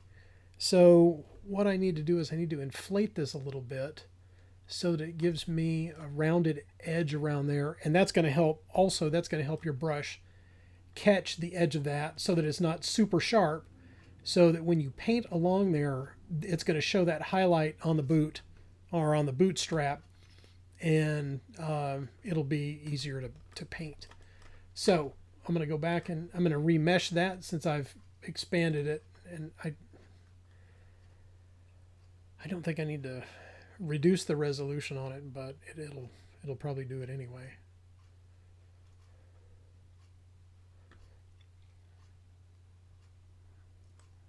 Okay, yeah, there we go. All right. So we're gonna arrange this a little bit more centralized. Bring that about there. Okay. All right. And now I'm going to go in and kind of tweak it by hand. And so what I'm doing is I'm following the shape of the boot, so it looks like that the strap is laying just right on top of the surface of the boot without it, you know, sitting too far off of the surface. So like back here, I'm going to have to bring this in order to follow that shape and that contour. And see, there's a little bit where it's intersecting there, so I'm going to pull that back out. And it's looking pretty good. Kind of smooth it out a little bit. Yeah. All right, cool. So we got that strap. And then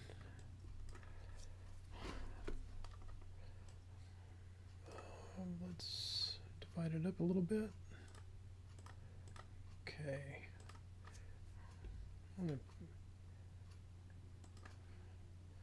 Okay, let's actually name that strap so I know what it is.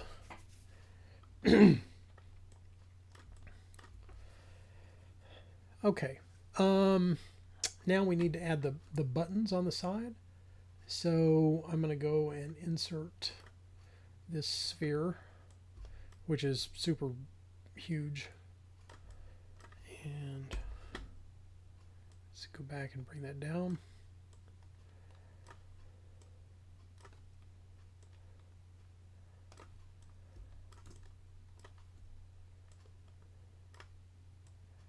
And I think it's going to be right about there. So, yeah.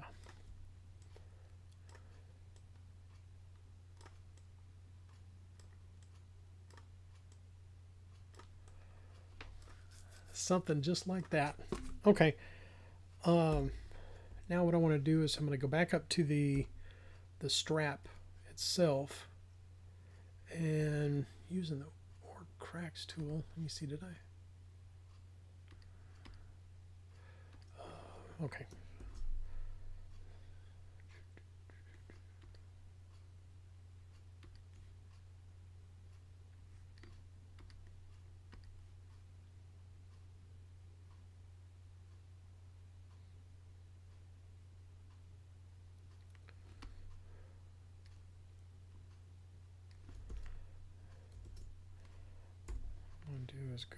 I'm going to reset the brushes because I've changed a bunch of the settings on them, and I just want to reload back to the default settings for everything for what I'm going to do here. So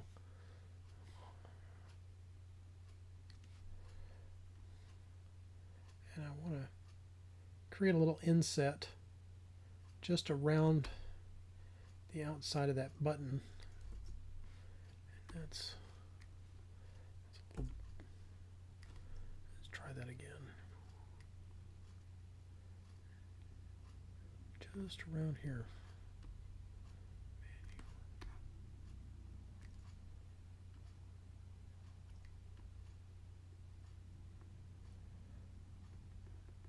Just following the curve around that, so it kind of seats it in there, so that when you're painting in that area, you're going to run a little wash down in there, and it's going to separate the area between where this button is and the strap. So, right. So that's what it looks like on the mesh. But so what I'm going to do is go back to there and hit mirror and weld. Oop, I need to take that off of local, and then it'll create another one over on the other side. And then with symmetry on, I can go back and kind of adjust how far I want that seated in there. Okay, so that's kind of the base form that I wanted. So let's go ahead and merge the strap together, and I'm going to put them all in one poly group. And now I can work on wrapping up the details on the boot. So I know that I want a seam on the outside, right? So with the Orb Cracks brush, let's see. Nope. I'm going to go back and work on the boot object, and let's go ahead and make that all one poly group. And we want to smooth that out a little bit. Let's see. Yeah. Okay, but I only want the seam on one side. So, yeah, there we go. Okay, and then we're gonna do some boot-like stuff to it. Let's actually put another seam on it. Let's do this. Like where this area is down here. I kind of want to clean that up a little bit. So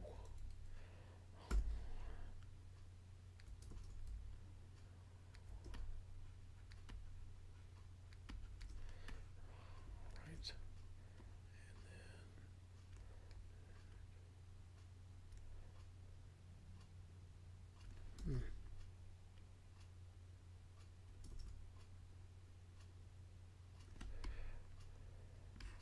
And this is tricky.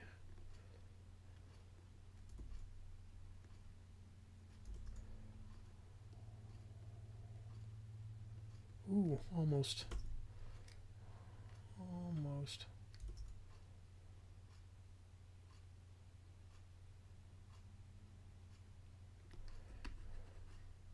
Right.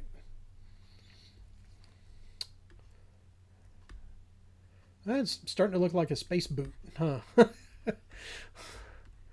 So, okay, and then with the symmetry still off, because I don't want this to be mirrored on both sides, I'm going to turn that off, and then we're gonna do some boot details, because the boots are probably going to gather the material is probably going to gather here and probably here, and then it's going to come in a little bit on the back and out a little bit right there. Yeah. Okay. So I'm going to kind of smooth that a little bit. Let's do a crossover.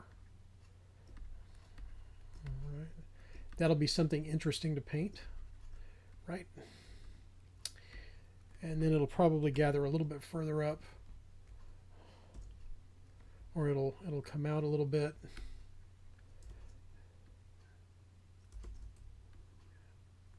At the top.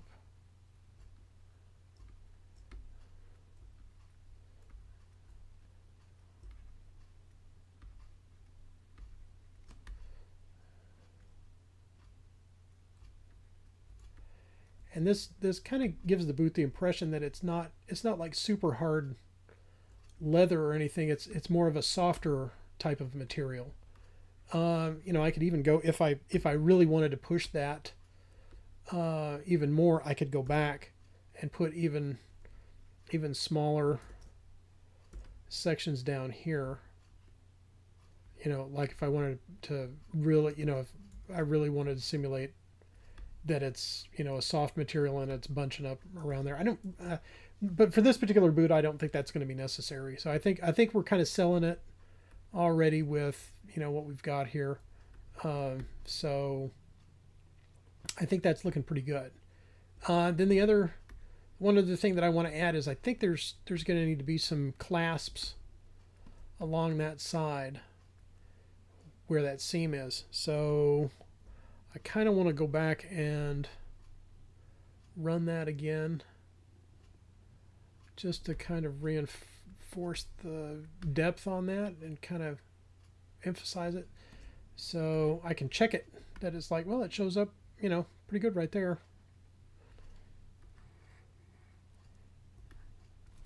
Okay. So I have some clasps made already, and I could just import that in, but I don't remember where they are. So I'm just going to make one real quick. I'm going to go ahead and merge this boot down with the strap. So those are together now, and I'm just going to call this boot. So I know that's what it is. It's a boot. And then let's insert this cube object.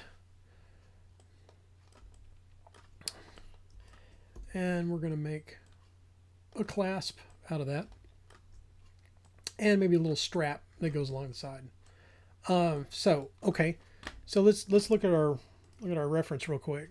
Where is? Yeah, okay. So this is what I'm looking at right here, right here. So you can see there's like a little seam around here that's cut into that creates that ridge like we had on the strap. I'm probably not going to cut that in on this, and instead of just pressing in like a little circular object to create that button, I wanted like more of a rounded type of thing, which is why I used the sphere on that. But on, let's see if I got here's a much better shot. Here's what the clasps look like. So I'm going to try to create something that looks like that in ZBrush. so let's see if we can get that run real quick.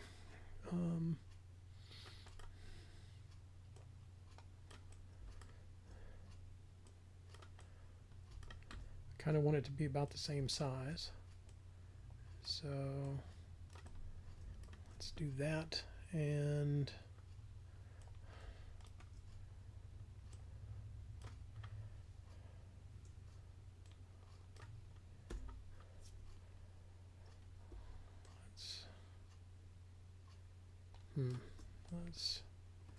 Let's mask off an area and drop that down. Let's move that in. Okay. Yeah.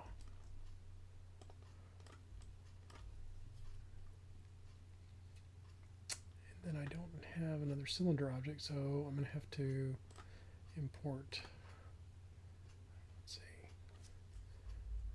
cylinder. Let's go and insert the cylinder. Okay.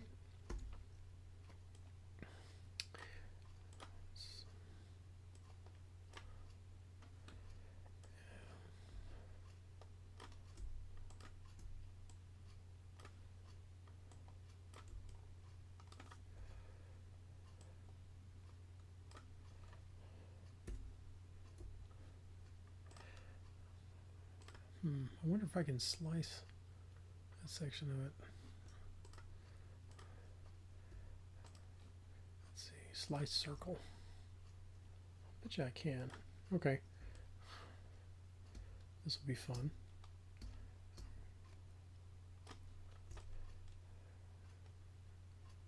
Yeah.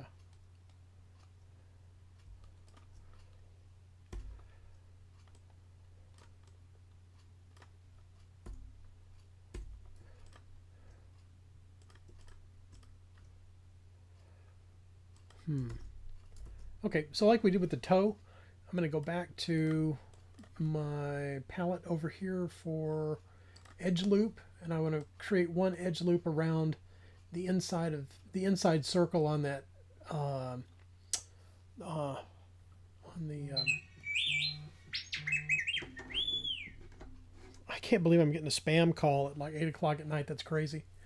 So okay, so I'm going to create one loop around that so that it'll give me a really smooth, maybe it doesn't look like it. Let's see. Oh, I forgot. I should have gone back, and I can still do that. I can polish by groups and smooth out that circle a little bit, because what I want to do is I want to select this, and then I want to inset it.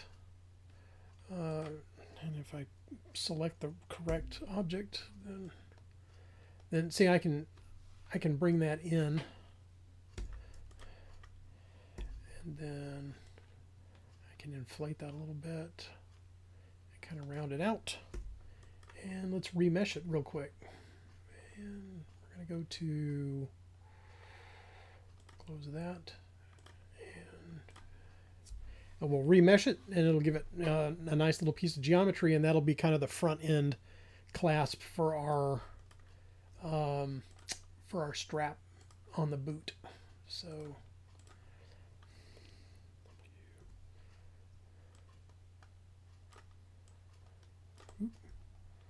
let's get these lined up.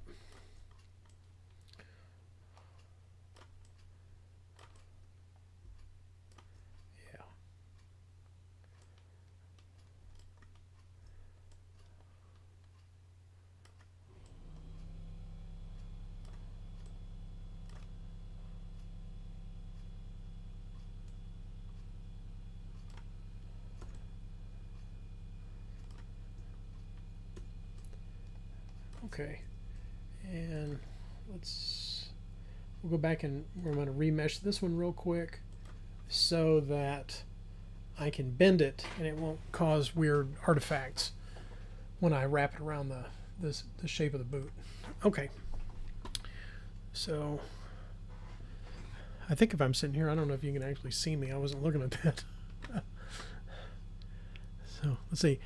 Is it possible to simply copy those clasps, or do you have to start from scratch? No, that's exactly what I'm going to do. You're right. I'm going to make one clasp, and then I'm going to replicate it along that seam, and it'll take me just a second to do, and then we'll be all done with this particular boot, and we'll be ready to go.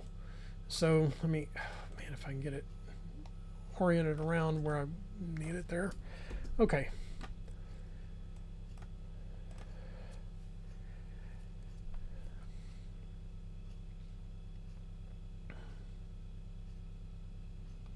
Okay. But what I want to do is I want to put those two objects together. So now I'm going to go down and I'm going to merge that down. And then what I need to do is I need to put it over here against the boot itself.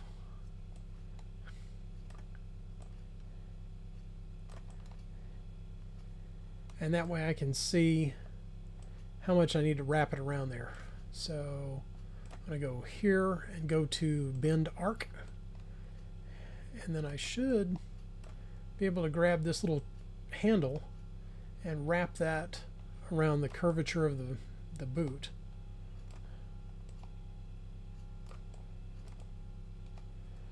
Okay, and it's kind of stretching a little bit, so let's bring that back. And then we'll hit accept. Okay, so we've got one strap there, and I'm going to kind of bring it back out a little bit because we want to, again, you know, it's going to be tiny. It's going to be tiny, tiny. So want to make sure that that sticks out enough to where, you know, you can paint it.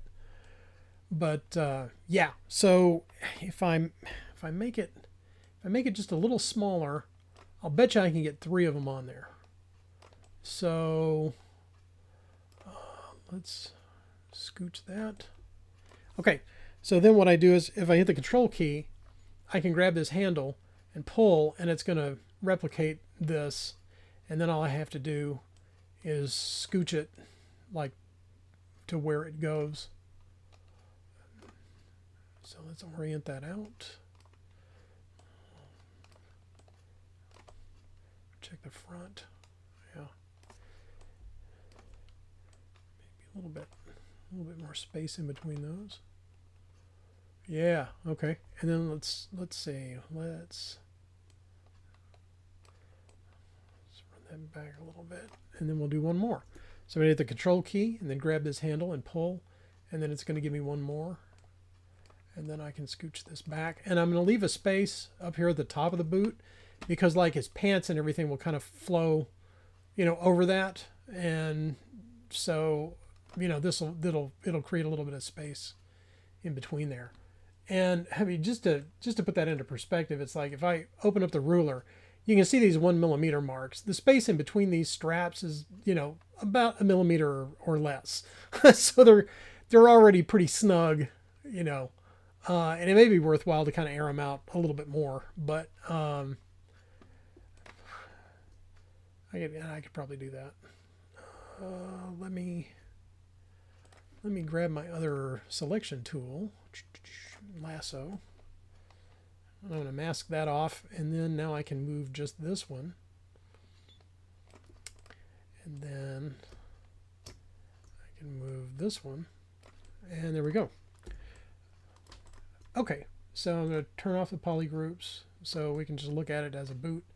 Let's turn on perspective so we can see. Okay, so that's basically our finished Alanti boot that we've got, which it's not exactly like the boot that, you know, Unagi had on the, let's see, hey, where'd it go? Yeah. All right, you're killing me with the autosave. I know it's helping me. Okay, so we're going to put that over here. And then where's my reference thing? Okay. So we'll bring you back over here a little bit.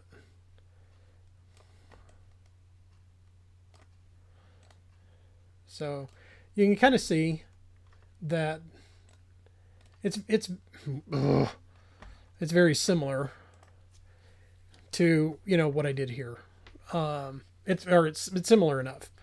And, you know, if I wanted to, I could go back and I could create, and I may do this. I may create another object that's like a large, instead of this stripe or whatever that I've got, this seam where the sole is, I may create another object that's a sole, you know, out of like a disc, out of a cylinder, you know, and just shape it around that. And then it kind of sits, it's like a boot, you know, kind of a sole around that. So I may do that, you know, next or whatever. But anyway, that's gonna wrap up my live session or whatever, you know, for what we're doing tonight. So just to put this into context, we got the head and the boot done. So let me actually, I will replicate this. Let's line that. Well, okay. Actually, I need to put those straps on the boot. So I'm going to merge those down as one object, and then we're going to move this around about 15 degrees. Let's see, 20 degrees, and then put this over here like where it would go on the leg. Okay, and you see it lines up pretty close, right? And then what I can do is mirror and weld that, and then I've got two boots now. So, and then if I want to, if it looks too replicated, like, oh, there's too much of a pattern between these two, I can go in and create individual creases and wrinkles and so forth on the boots, individually, so that it makes them unique left and right. And I could go back and do that with the toes. Like if I wanted to pull the toes out, I could make, this more of a right boot and this more of a left boot, as it is. But let's go up and kind of hide those lower legs on this, so we can see kind of how it's going to match up with the legs. And it's like, yeah, once I make the pants and stuff, and they kind of blouse out like around here and kind of fill this out a little bit, it's I think it'll work with what we're doing. So let's kind of get some of this other stuff visible here and kind of see where we are. Okay, let's kind of arrange. We'll do some stuff with the head. Its perspective is on. Yeah, I think that sits a little bit better. Okay. So cool. All right. So this is what we've got on our Alanti guy so far. So just blocking him out, just to kind of create, some costuming and so forth. So we got the head and some boots done tonight. So, and then in a couple of hours. So yeah, it's not too bad. And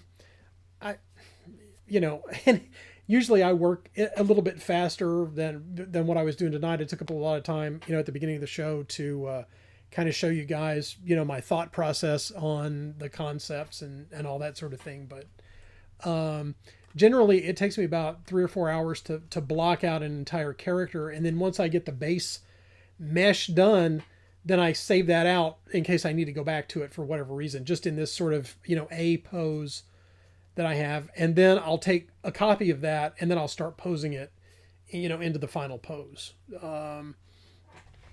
And then that way I can always go back to the original if I want to make iterations of that. If they're troop types, then I can take that one base mesh and do like 5 or 6 poses of the same guy, if they're all kitted out the same, and then go in and kind of tweak areas, to kind of make them different and so forth. And this is a similar concept back even in like metal miniature days. They would do, conversions. I've done conversions and stuff on existing models where you take like a blank soldier guy, in like 2 or 3 different poses, and then you put different gear on them or whatever, and it kind of makes them look, a little bit. You get more variety that way.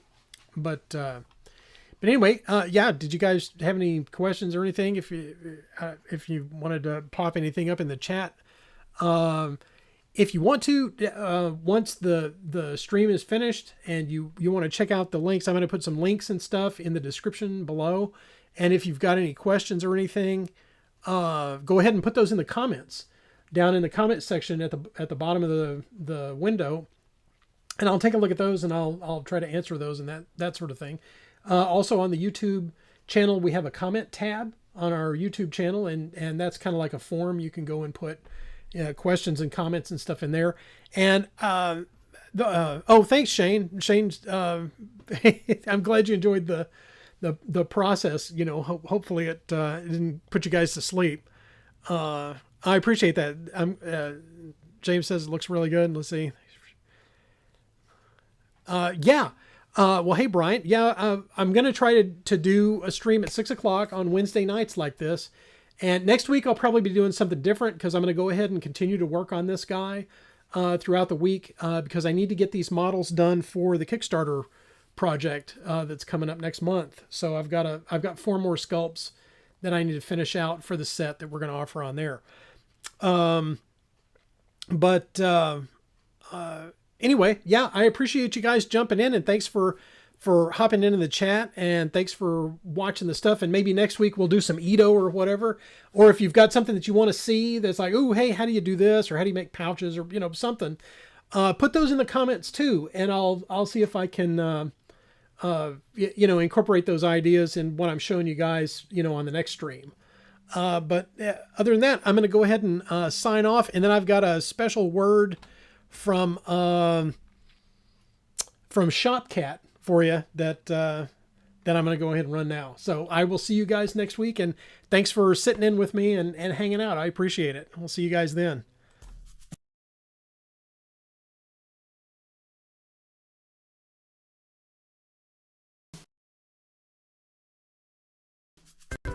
Shopcat says Bombshell Mini. Very excited to have you check out all the latest super cool offers, new releases, and upcoming projects this month. Also, drop down below to see all of the links for this episode, and be sure to like and subscribe. That will really help us out. And we'll see you next week.